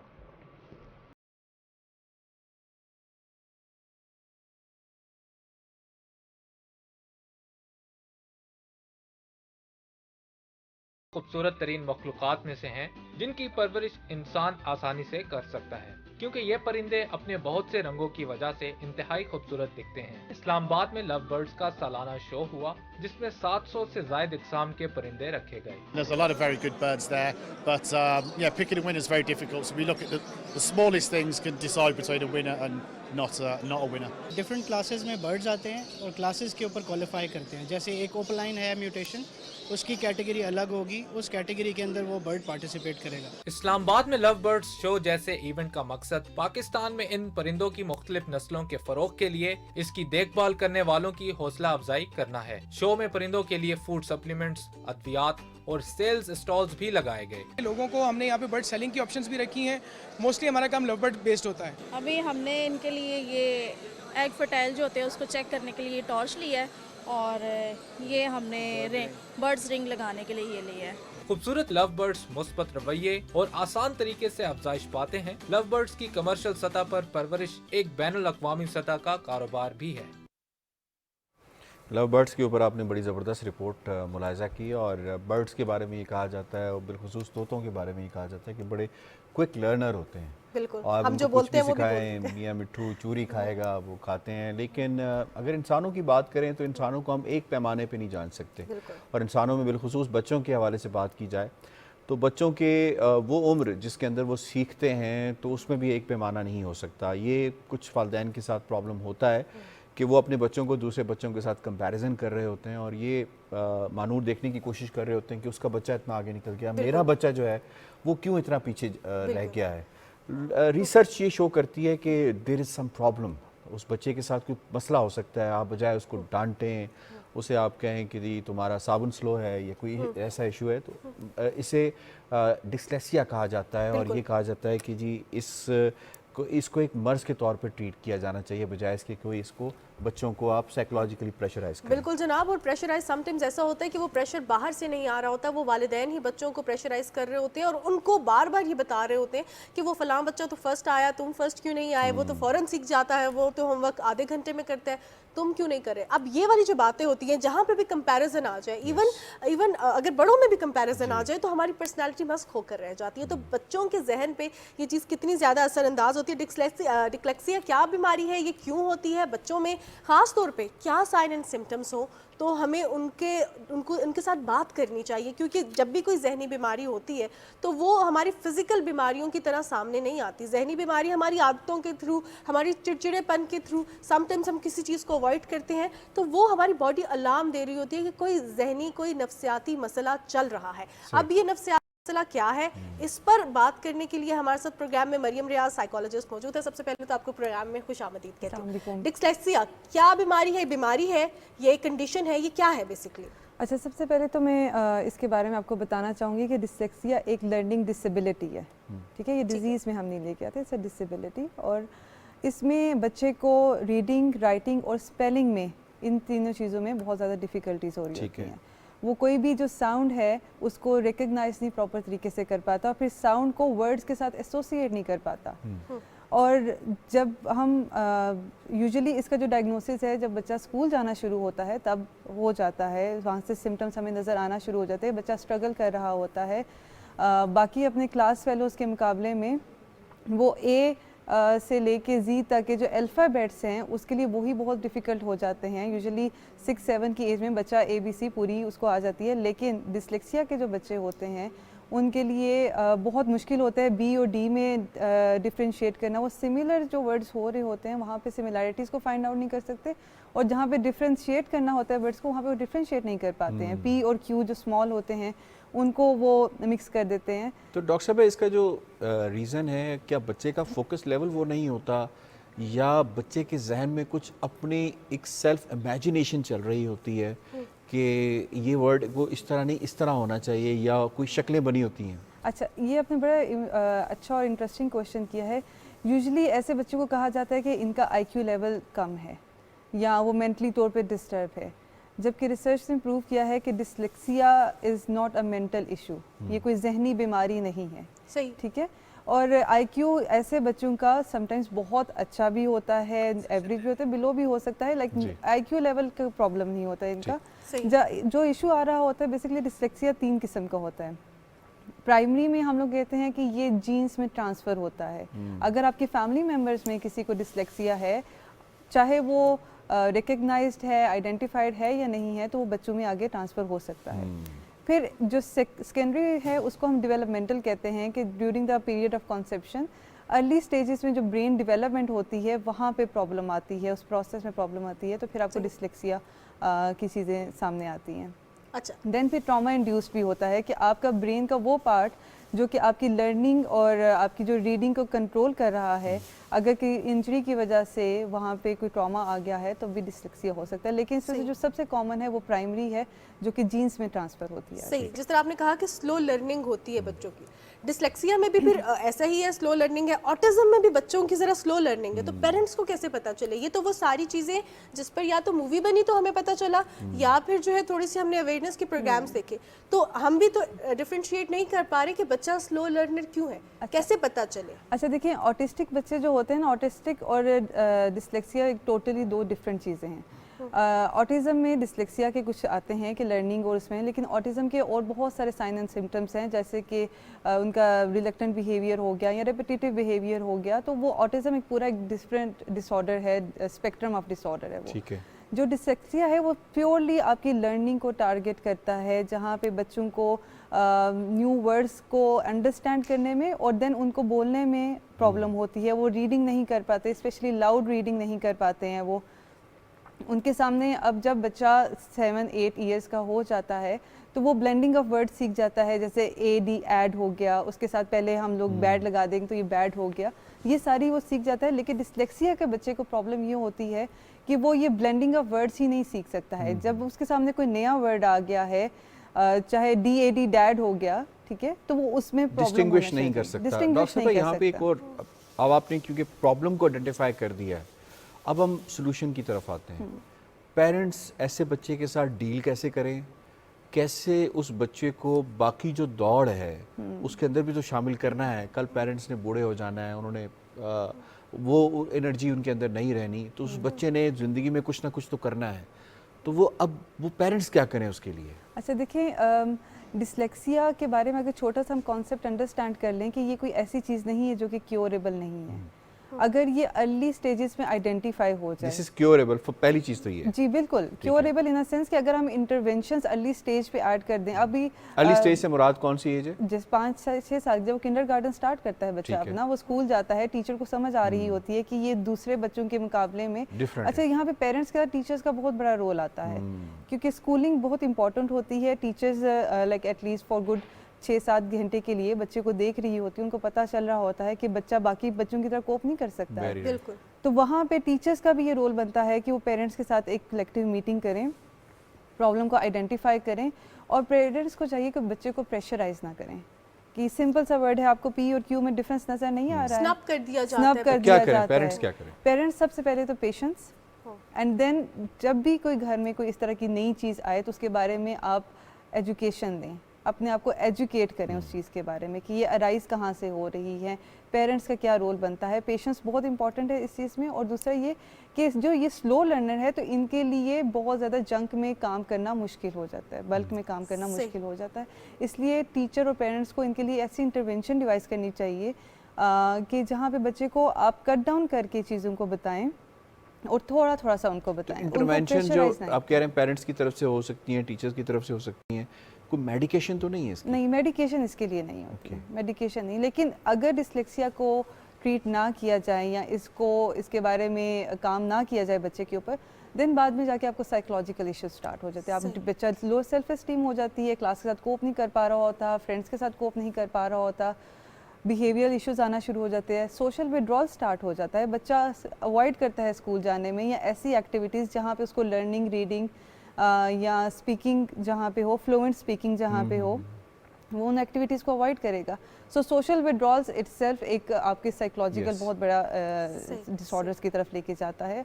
और आपने देखा होगा कि रिसेंटली भी कुछ ऐसे इंसिडेंट्स हुए कि डिस्लेक्सिया के बच्चे आगे जाके सुसाइडल अटेम्प्ट्स और डिप्रेशन, एंग्जाइटी और इस तरह की चीज़ें उनके सामने आना शुरू हो जाती हैं, क्योंकि वो कंपैरिजन और लोगों का बिहेवियर माइंड में पाइल अप होता रहा है। डॉक्टर मरियम, मुझे ये बताइएगा कि आपने कहा अर्ली जो है वो डायग्नोसिस बहुत ज़्यादा ज़रूरी है। अब 5 से 7 साल, अब हमारा एजुकेशन सिस्टम भी ऐसा ही है, और छोटे बच्चों को अगर कुछ नहीं समझ आ रहा होता, स्लो लर्नर होते हैं, तो उन्हें छोड़ दिया जाता है कि पहले 3-4 साल तो स्कूल में जस्ट लर्निंग के हैं कि आपने बैठना कैसे, बात कैसे करनी है। हमें पता तब चलता है जब हमारे एओ लेवल्स के एग्जाम्स होते हैं कि बच्चे की क्या मेंटल कंडीशन है। उस वक्त तक बच्चा 16-17 साल का हो चुका होता है, तो फिर वो अर्ली डायग्नोसिस होगा कैसे? एक और चीज़ भी मैं आपसे ये जानना चाहूँगी कि अगर इन केस अर्ली डायग्नोसिस ना हो या थोड़े से अरसे बाद ये बात पता चले, जैसे 12 से 16 साल की उम्र में, तो क्या फिर इलाज इसका मुमकिन नहीं है? नहीं, देखें ऐसा नहीं है। जहाँ पे हम कहते हैं ये चाइल्डहुड बीमारी है या चाइल्डहुड डिसेबिलिटी है, वहाँ पे उससे ये लाइफ लॉन्ग है। अगर इसको ट्रीट ना किया जाए तो ये लाइफ लॉन्ग है। लोग जब भी अगर वो किसी प्रोफेशन में चले भी जाते हैं कहीं पे, वो वहाँ जाके स्ट्रगल करते हैं। सो अगर एडल्टहुड में सामने आ रही है, डिस्लेक्सिया के साइन एडल्टहुड में भी सामने आ सकते हैं, वो कोई बड़ा बात नहीं होती उसमें, लेकिन उसके लिए कुछ न्यूरोलॉजिकल टेस्टिंग हमारी होती है, और वो जो एडल्टहुड में आप बहुत इजीली बच्चों के ऊपर अप्लाई करके वहाँ पे देख सकते हैं कि इनकी लर्निंग डिसेबिलिटी किस लेवल की है, मॉडरेट है, माइल्ड है, सीवियर है, तो वहाँ पे भी पता लग सकता है और वहाँ से भी आप इंटरवेंशन स्टार्ट कर सकते हैं, वहाँ पे भी आप उन पे काम कर सकते हैं। ये बताइएगा कि बहुत सी बीमारियाँ जेनेटिक भी होती हैं, फिजिकल कोई बीमारी हो तो वो जल्दी डायग्नोस हो जाती है और उस पर इलाज भी जल्दी हो जाता है। अभी जो मेंटल डिजीजेस हैं, क्या ये वालिदैन से बच्चों में ट्रांसफर होने के चांसेस होते हैं? जी बिल्कुल, जैसे मैंने आपको पहले बताया कि जो डिस्लेक्सिया है ये पेरेंट्स से एक जनरेशन से दूसरी जनरेशन में ट्रांसफ़र होता है और ये बहुत प्राइमरी कॉज है इसका डिसलेक्सिया का। बाकी जो दोनों हैं वो तो इतना कॉमन नहीं है, लेकिन ये जो प्राइमरी कॉमन काज है वो जीन से ट्रांसफर। और बहुत सारे मेंटल डिसऑर्डर ऐसे हैं कि जो आपको आपकी फैमिली से आगे बच्चों में ट्रांसफर होते हैं। अच्छा ये बताइएगा डॉक्टर साहब, अगर हम सोसाइटी का आपस में कंपैरिजन कर लें, ये किरण ये हर सोसाइटी में इस तरह के बच्चे मौजूद होते हैं।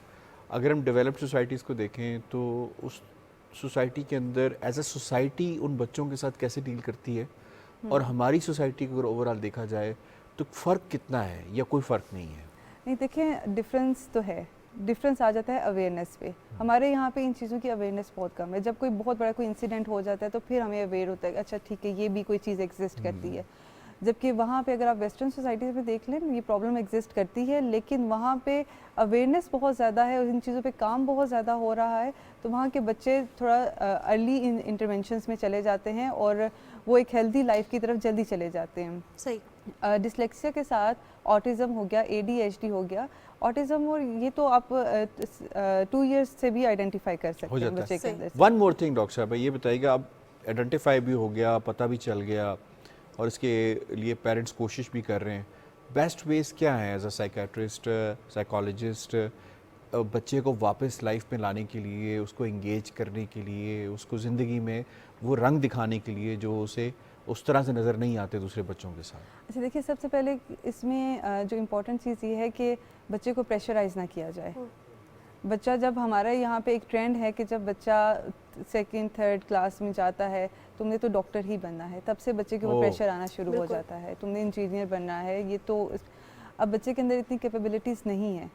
सो आप बच्चे की अब जैसे डिसलेक्सिया के बच्चे आर्ट्स में बहुत अच्छे होते हैं, ये क्रिएटिव बच्चे होते हैं क्योंकि इनका जो ब्रेन का पार्ट क्रिएटिविटी को डील कर रहा है, ये उनका बहुत ज़्यादा इनको उस तरफ ले जाएं जहाँ ये जाना चाह रहे हैं। बिल्कुल, इनको आर्ट्स की तरफ लेके जाएं, इनको कलर्स की तरफ लेके जाएं। अगर इनको साउंड्स नहीं समझ आ रहे हैं, स्पेलिंग्स नहीं समझ आ रहे हैं, तो आर्ट वर्क ऐसा है कि जिसमें आपको इन चीज़ों की ज़रूरत नहीं है। You just have to play with the colours.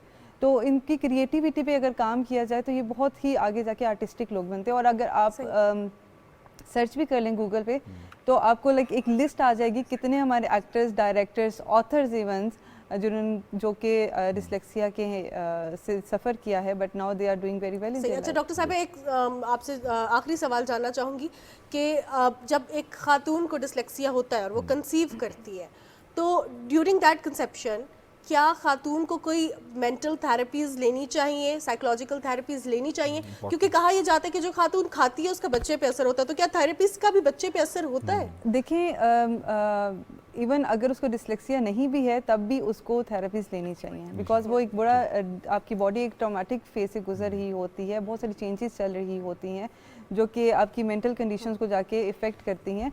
तो वैसे भी PMR progressive muscular relaxation technique और इस तरह की टेक्निक्स आपको साथ साथ लेती रहनी चाहिए ताकि आप लोग रिलैक्स रहें और डेफिनेटली वो आगे जाके इफ़ेक्ट करती है। ठीक है डॉक्टर साहबा, लेकिन वक्त की कमी है, अदरवाइज़ बहुत से ऐसे सवालात हैं जो आपसे पूछने बनते हैं। इंशाल्लाह इस नशिस्त को किसी और प्रोग्राम में उठा रखेंगे। मरियम रियाज साहबा, बहुत बहुत शुक्रिया, thank you so much for having me. इस रेदर इस मर्ज़ के हवाले से बात करने के लिए। और यकीनन पेरेंट्स पे बड़ी जिम्मेदारी आयद होती है, टीचर्स पे, सोसाइटी पे, कि इस तरह के बच्चों को डिसएसोसिएट ना करें सोसाइटी से, बल्कि सोसाइटी के अंदर रखें और जेल इन करें, जैसे कि डॉक्टर साहब ने बताया। बिल्कुल जनाब, बच्चों के हवाले से बात करें तो बच्चों के जो नौमौलूद बच्चे होते हैं, शीरख्वार बच्चे होते हैं, उनके तहफ़्फ़ुज़ का आज आलमी दिन मनाया जा रहा है। बच्चे के पहले जो इब्तदाई 3 माह होते हैं वो बहुत ज़्यादा ज़रूरी होते हैं। इस दिन का मकसद नन्हे बच्चों की सेहत की हिफाजत की अहमियत को उजागर करना है ताकि दुनिया भर में शीरख्वार बच्चों की शरह अमवात में कमी लाई जा सके। और जिस तरह आपने बात की कि शुरू में उनके टेस्ट भी बहुत ज़्यादा ज़रूरी होते हैं, उनकी वैक्सीनेशन भी बहुत ज़्यादा ज़रूरी होती है, और अनफॉर्चुनेटली इस चीज़ को इग्नोर कर दिया जाता है कि शुरू के जो दिन होते हैं उसमें बच्चों की कौन कौन सी चीज़ें हैं जिनको चेक करवाना ज़रूरी है। उनकी हेयरिंग टेस्ट, उनकी जो मूवमेंट होती है, उनकी प्रॉपर फिजिकल टेस्ट के साथ साथ उनकी वैक्सीनेशन बहुत इंपॉर्टेंट है। इस हवाले से आज आलमी दिन मनाया जा रहा है ताकि शऊर उजागर किया जा सके कम्युनिटीज़ में भी और वालिदैन के माइंडसेट को भी ज़रा मैच्योर करने के लिए कि जो बच्चा पैदा होता है उसका तहफ़्फ़ुज़ बहुत ज़्यादा ज़रूरी है, क्योंकि उसकी जो ख़ास तौर पे क़ुव्वत मुदाफ़ियत होती है बच्चे की, वो बहुत कमज़ोर होती है, नईफ़ होता है, वो डिपेंडेंट होता है पेरेंट्स के ऊपर। अगर पेरेंट्स इस जहालत का मुजाहरा करें कि उसे किसी डॉक्टर के पास वैक्सीनेशंस जो है वो ना उसको दिलाएं, तो ये बहुत मुजरिमाना गफलत मैं इसे कहूँगा, और यकीनन उस बच्चे के साथ जाती है, और इस चीज़ को समझने की ज़रूरत है। और ख़ास तौर पे जो वैक्सीनेशन है बहुत इंपॉर्टेंट है, पोलियो के कतरे भी बहुत इंपॉर्टेंट है। बिल्कुल जनाब, और ये कोई प्यार नहीं है बच्चे से कि आप ये कहें कि वो सोया हुआ है और मैं इसको अभी वैक्सीनेशन जो है वो नहीं करवा सकती। अब हम बढ़ते हैं एक छोटे से ब्रेक की जानिब, देखते रहिए सुबह पाकिस्तान।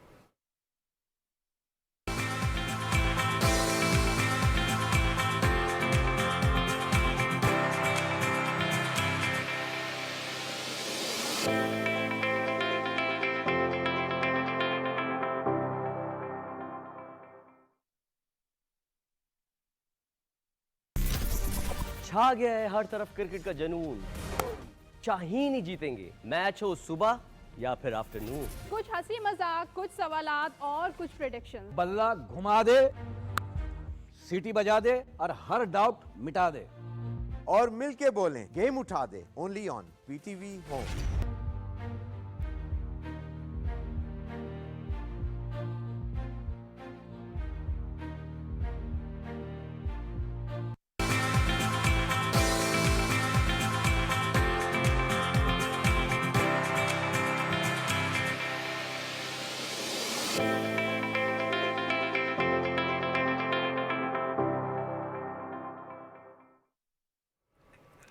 एक बार फिर खुशामदीद, और अब प्रोग्राम में बात करते हैं पाकिस्तान की सकाफत के हवाले से, पाकिस्तान के रंगों के हवाले से, और इस सकाफत के रंग उजागर किए जा रहे हैं लोक वर्षा की जानिब से मुनक्किदा लोक मेला में। लोक मेला जारी और सारी है, और इसकी अगर हम बात करें लोक मेला की, क्या खूबसूरत से हमने आपको पहले कुछ कल्चर के हवाले से भी बताया, आर्टिस्ट से भी मिलवाया। आप अगर लोक मेला का रुख करेंगे, आप जाएंगे वहाँ पे डिफरेंट पेविलियंस है, सिंध हो, पंजाब हो, बलोचिस्तान हो, कश्मीर हो, हर कल्चर का रंग, पूरे पाकिस्तान का रंग आपको नजर आएगा। आर्टिजन्स है वहाँ पे, कुजीन है हर जगह का, इसके साथ साथ आपको बड़ी प्यारी सी सोवेनियर्स भी मिलेंगे अगर आपने अपने रिश्तेदारों को, अपने दोस्तों को देने, खुद भी खरीदारी कर सकते हैं। समटाइम्स ऐसा होता है कि हमारी रीच नहीं होती कि बहावलपुर में किस तरह की कढ़ाई हो रही है, तो वो खूबसूरत जो काम है वो हमें यहाँ पर मिल रहा है, और बहुत अच्छे रेट्स पर भी मिल रहा है, क्योंकि मैं हमेशा लोक मेला से जो है ना काफ़ी शॉपिंग करती रही हूँ। अब हम प्रोग्राम में जो है हमेशा यासिर जो लोक मेला के फनकार होते हैं उनको बुलाते हैं, रोज़ एक बड़ा ज़बरदस्त सेगमेंट होता है जिसकी वजह से हमारा स्टूडियो जो है ना वो रंगारंग हो जगमग करता है, और स्टूडियो पाकिस्तान के रंग हैं, और यकीनन हमारे रंग हैं, और हमारी पहचान के रंग हैं, और लोगों से हमें इसलिए भी मोहब्बत ज़्यादा है कि इन्होंने उन रंगों को ज़िंदा रखा हुआ है। ये बहुत इंपॉर्टेंट बात है।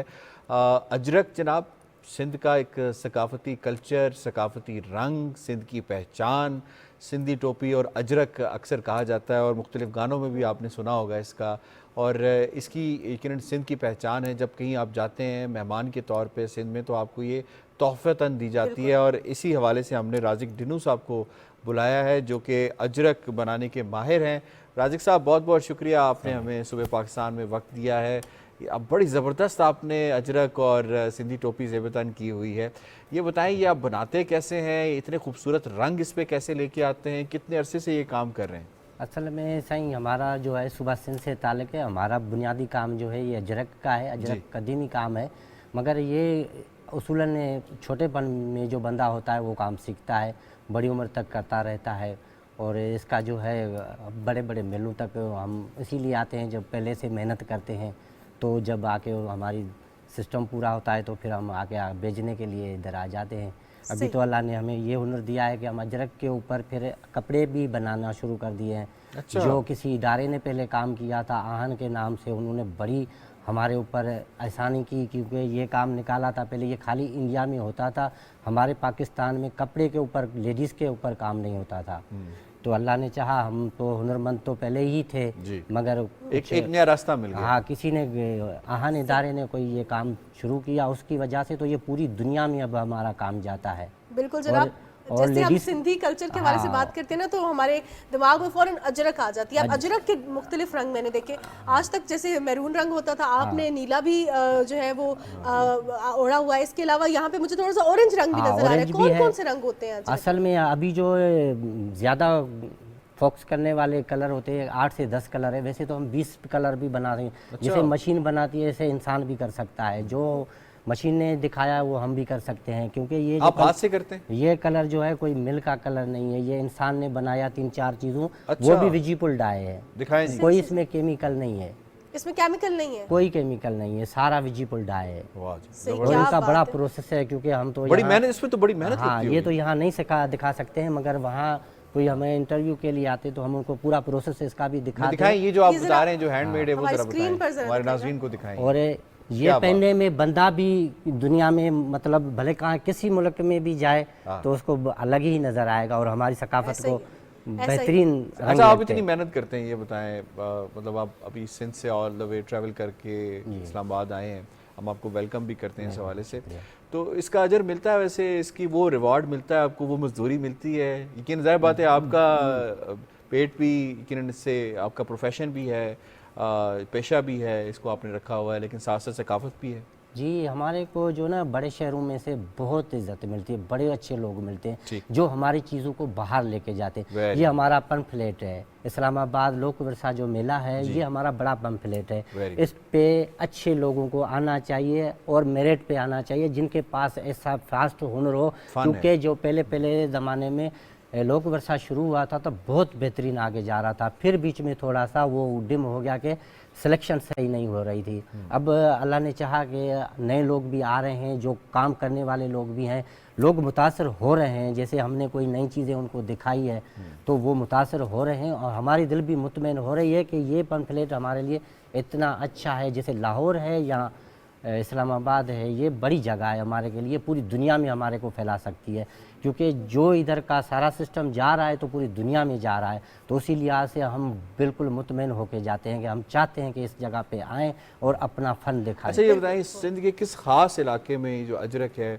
इसे पुराने दौर से ही बनाया जा रहा है और बड़ा उस इलाके के बारे में कहा जाता है कि वो एक ही डिस्ट्रिक्ट है, डिस्ट्रिक्ट मटियारी में बना। हाँ, वो कदीमी काम वहाँ से शुरू हुआ था, आज तक भी उनके हुनर से कोई मिलावट नहीं हो रही है और उनके जैसी कोई नहीं बना पाएगा शायद दुनिया पूरी में। अच्छा, अजरक के हवाले से बात करें, जब हम अजरक खरीदने जाते हैं तो कुछ तो हमें बहुत मिनिमल अमाउंट में मिल जाती है और कुछ बहुत महंगी होती है, और जब हम पूछते हैं कि इसके रेट में इतना फ़र्क क्यों है तो कहा जाता है कि ये असली है, इसके बैक साइड पे भी प्रिंट है। हाँ, इसकी पहचान क्या है? ये अजरक की पहचान क्या है वैसे? असल में जो अच्छी चीज़ है ना, मतलब हाथ की बनी हुई, उसमें कपड़ा फास्ट होगा, ठीक है। बाकी जो मशीन की बनी हुई है ना, उसमें कभी भी अच्छा कपड़े पे मशीन काम नहीं कर सकती। कैसे पता चले ये हाथ की है? कैसे वो तो आप हाथ लगाओगे ना तो आपको कपड़े का ही हाथ लग जाएगा कि कपड़ा बताएगा और ठप्पा भी बताएगा। वो एक तरफी होती है, वो दोनों तरफ बनती है।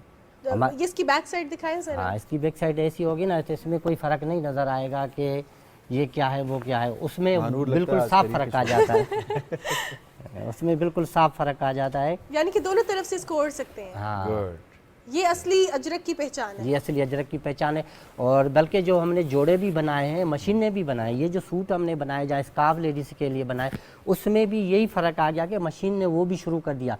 हम नहीं चाहते कि मशीन कोई रोज़गार ना करे। मसला ये आ रहा है, यहाँ पे लोगों को समझाना चाहिए कि जो मशीनी काम है उसकी इतनी ज़्यादा वो चलत नहीं है, आगे वो उनका हमारा रवाज ख़राब हो जाएगा, हमारी सकाफत ख़राब हो जाएगी। इसको वो नहीं करना चाहिए, उसको यानी हाथ का काम जरा मुश्किल ज़रूर है, लेकिन आप कह रहे हैं कि इसी के ज़रिए जिंदा रखना चाहिए। गवर्नमेंट को यही होना चाहिए कि ऐसे लोगों की नकल ना निकाले, क्योंकि ये बड़े कदीमी लोग हैं, ये ख़त्म होते जा रहे हैं। तो इसकी बुनियादी वजह ये है कि वो मशीन निकाल ली है और लोगों को नहीं समझ में, लोग तो हमारी मोहब्बत में अभी राज़िक डिनू साहब कुछ अर्सा पहले कई पावर प्लांट्स हैं जो सिंध के अंदर भी लगे, फिर हमने देखा कि काफ़ी इन्वेस्टर्स भी आए।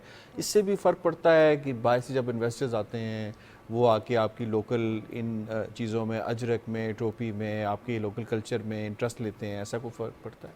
नहीं, असल में हमारे जो बंधुओं के पास है, जो हम रियली काम करने वाले, उनके ऊपर कोई फ़र्क नहीं पड़ा आज तक। मेरी तकरीबन नहीं, मतलब वो आपके काम में इंटरेस्ट लेते हैं, नहीं वो लेते हैं, मगर वो उसका कोई सरमाएदारों को कहीं फ़ायदा हो जाता है, मगर हमारे तक उसकी रसाई नहीं हो रही है। हमारी रसाई तो जो आपने ऑनलाइन काम शुरू किया इस हवाले से? ऑनलाइन में लिखा पढ़ा नहीं हूँ, मगर ऑनलाइन भी ये हमारा काम जा सकता है। बाकी जो हमारा दूसरा मकसद है, जो हसरत है, या जो हम चाहते हैं कि दुबई में भी जिस तरह मेला लगता है, पाकिस्तान का विजिटर जाते, ये लोग जाते हैं हाथ के हुनर वाले, तो भी हमारे कुछ लोग चले जाते हैं दुकानदार चले जाते हैं। हम चाहते हैं कि हमारा हाथ जो से खुद हाथ से बनाता है उसको जाना चाहिए। उसको जाना चाहिए, वो नहीं हो रहा है। नहीं तो फिर एक और काम कर लेना, वो मेरिट पे काम नहीं तो हो आप तो रहा बड़ा आसान है, कैमरा मौजूद है, अपना एक यूट्यूब चैनल बनाएं और उसके जरिए आप जो है इसको प्रमोट करें और फिर ऑनलाइन का भी आपका काम, ये आप नहीं लगता आपको बड़ा आसान हो गया? अब तो नेट हर जगह पे है। हमारी कमजोर, हम अपने बच्चों को पढ़ा भी रहे हैं, ये काम सिखा भी रहे हैं। ये मेरा बच्चा है छोटा 7 साल का, कभी कोई इंटरव्यू वाला एक आया था तो उससे भी उसने सवाल का जवाब दिया, बोला आप बेटा काम कर रहे हो? बोला मैं बाबा के साथ काम करता हूँ। तो ये हम बच्चों को पढ़ा भी रहे हैं, वो ये काम भी सिखा रहे हैं, उससे हमें ये फायदा होगा कि ये काम जिंदा रह सकेगा। वैसे काम भी जिंदा रहेगा और प्रमोशन भी होगी। क्योंकि जब मैं थक गई तो मुझे बड़ा इंप्रेसिव लगा कि वहाँ पे मुझे ये कहा गया कि आप ऑनलाइन ऑर्डर दे दें, और नॉर्मल जो हमारे लोकल दुकानदार है उन्होंने कहा ऑनलाइन ऑर्डर दें, हम इस्लामाबाद पहुँचा देंगे। और थर वो पाकिस्तान का वो जिला है जहाँ खवातीन भी ड्राइवर्स हैं, खवातीन भी ड्राइवर्स, और बड़ी एम्पावरमेंट वहाँ पे और बड़ी मैंने हार्मनी वहाँ पे देखी। अब जरा ये बताइएगा कि ये जो अजरक हाथ से तैयार की जाती है उसमें कितना वक्त लगता है? उसमें तकरीबन 15 दिन लगता है, पर पूरा हमारा उसमें 40 अजरक का पूरा सिस्टम होता है। एक नहीं बनती है, एक बन भी नहीं सकती है, उसमें 15 दिन 16 दिन लग सकते हैं। तो 16 मरहला से भी गुजरते हैं, हर दिन एक मरहले से गुजरेगी, दूसरा मरहला फिर दूसरे दिन होगा उसका। तो इस वजह से 16 दिन में 40 के करीब अजरक 4-5 लोग मिलके बनाएंगे उसको, एक बंदे का काम नहीं है, काफी मेहनत 4-5 बंदे मिलके रूल बनाएंगे, फिर वो 40 अजरक तैयार होती है, फिर मार्केट में जाती जी है। हम दुआ गो हैं राज़िक डिनू साहब आपके इस काम में, अल्लाह मजीद बरकत भी डाले, और जिस तरह आपने बात की कि आप ऑनलाइन की तरफ इसको लेके जा रहे हैं, ये एक बड़ी अच्छी बात है। तो आपसे हम इजाज़त चाहते हैं राज़िक डिनू साहब, आप हमारे स्टूडियोज़ में आए, बहुत बहुत शुक्रिया जी। और उन्होंने स्टूडियो में आके सिंध की सकाफत के रंग बिखेरे। हम पाकिस्तान की सकाफत के रंग रोज़ बिखेरते रहेंगे, लेकिन आज के सुबह पाकिस्तान से इतना ही। अपनी मेज़बान मानुल कुरैशी और यासिर रहमान को दीजिए इजाज़त, और आपका दिन बहुत अच्छा रहे इस दुआ के साथ जी। आपसे चाहते हैं इजाज़त, पूरी टीम को इजाज़त दीजिए। अल्लाह हाफ़िज़।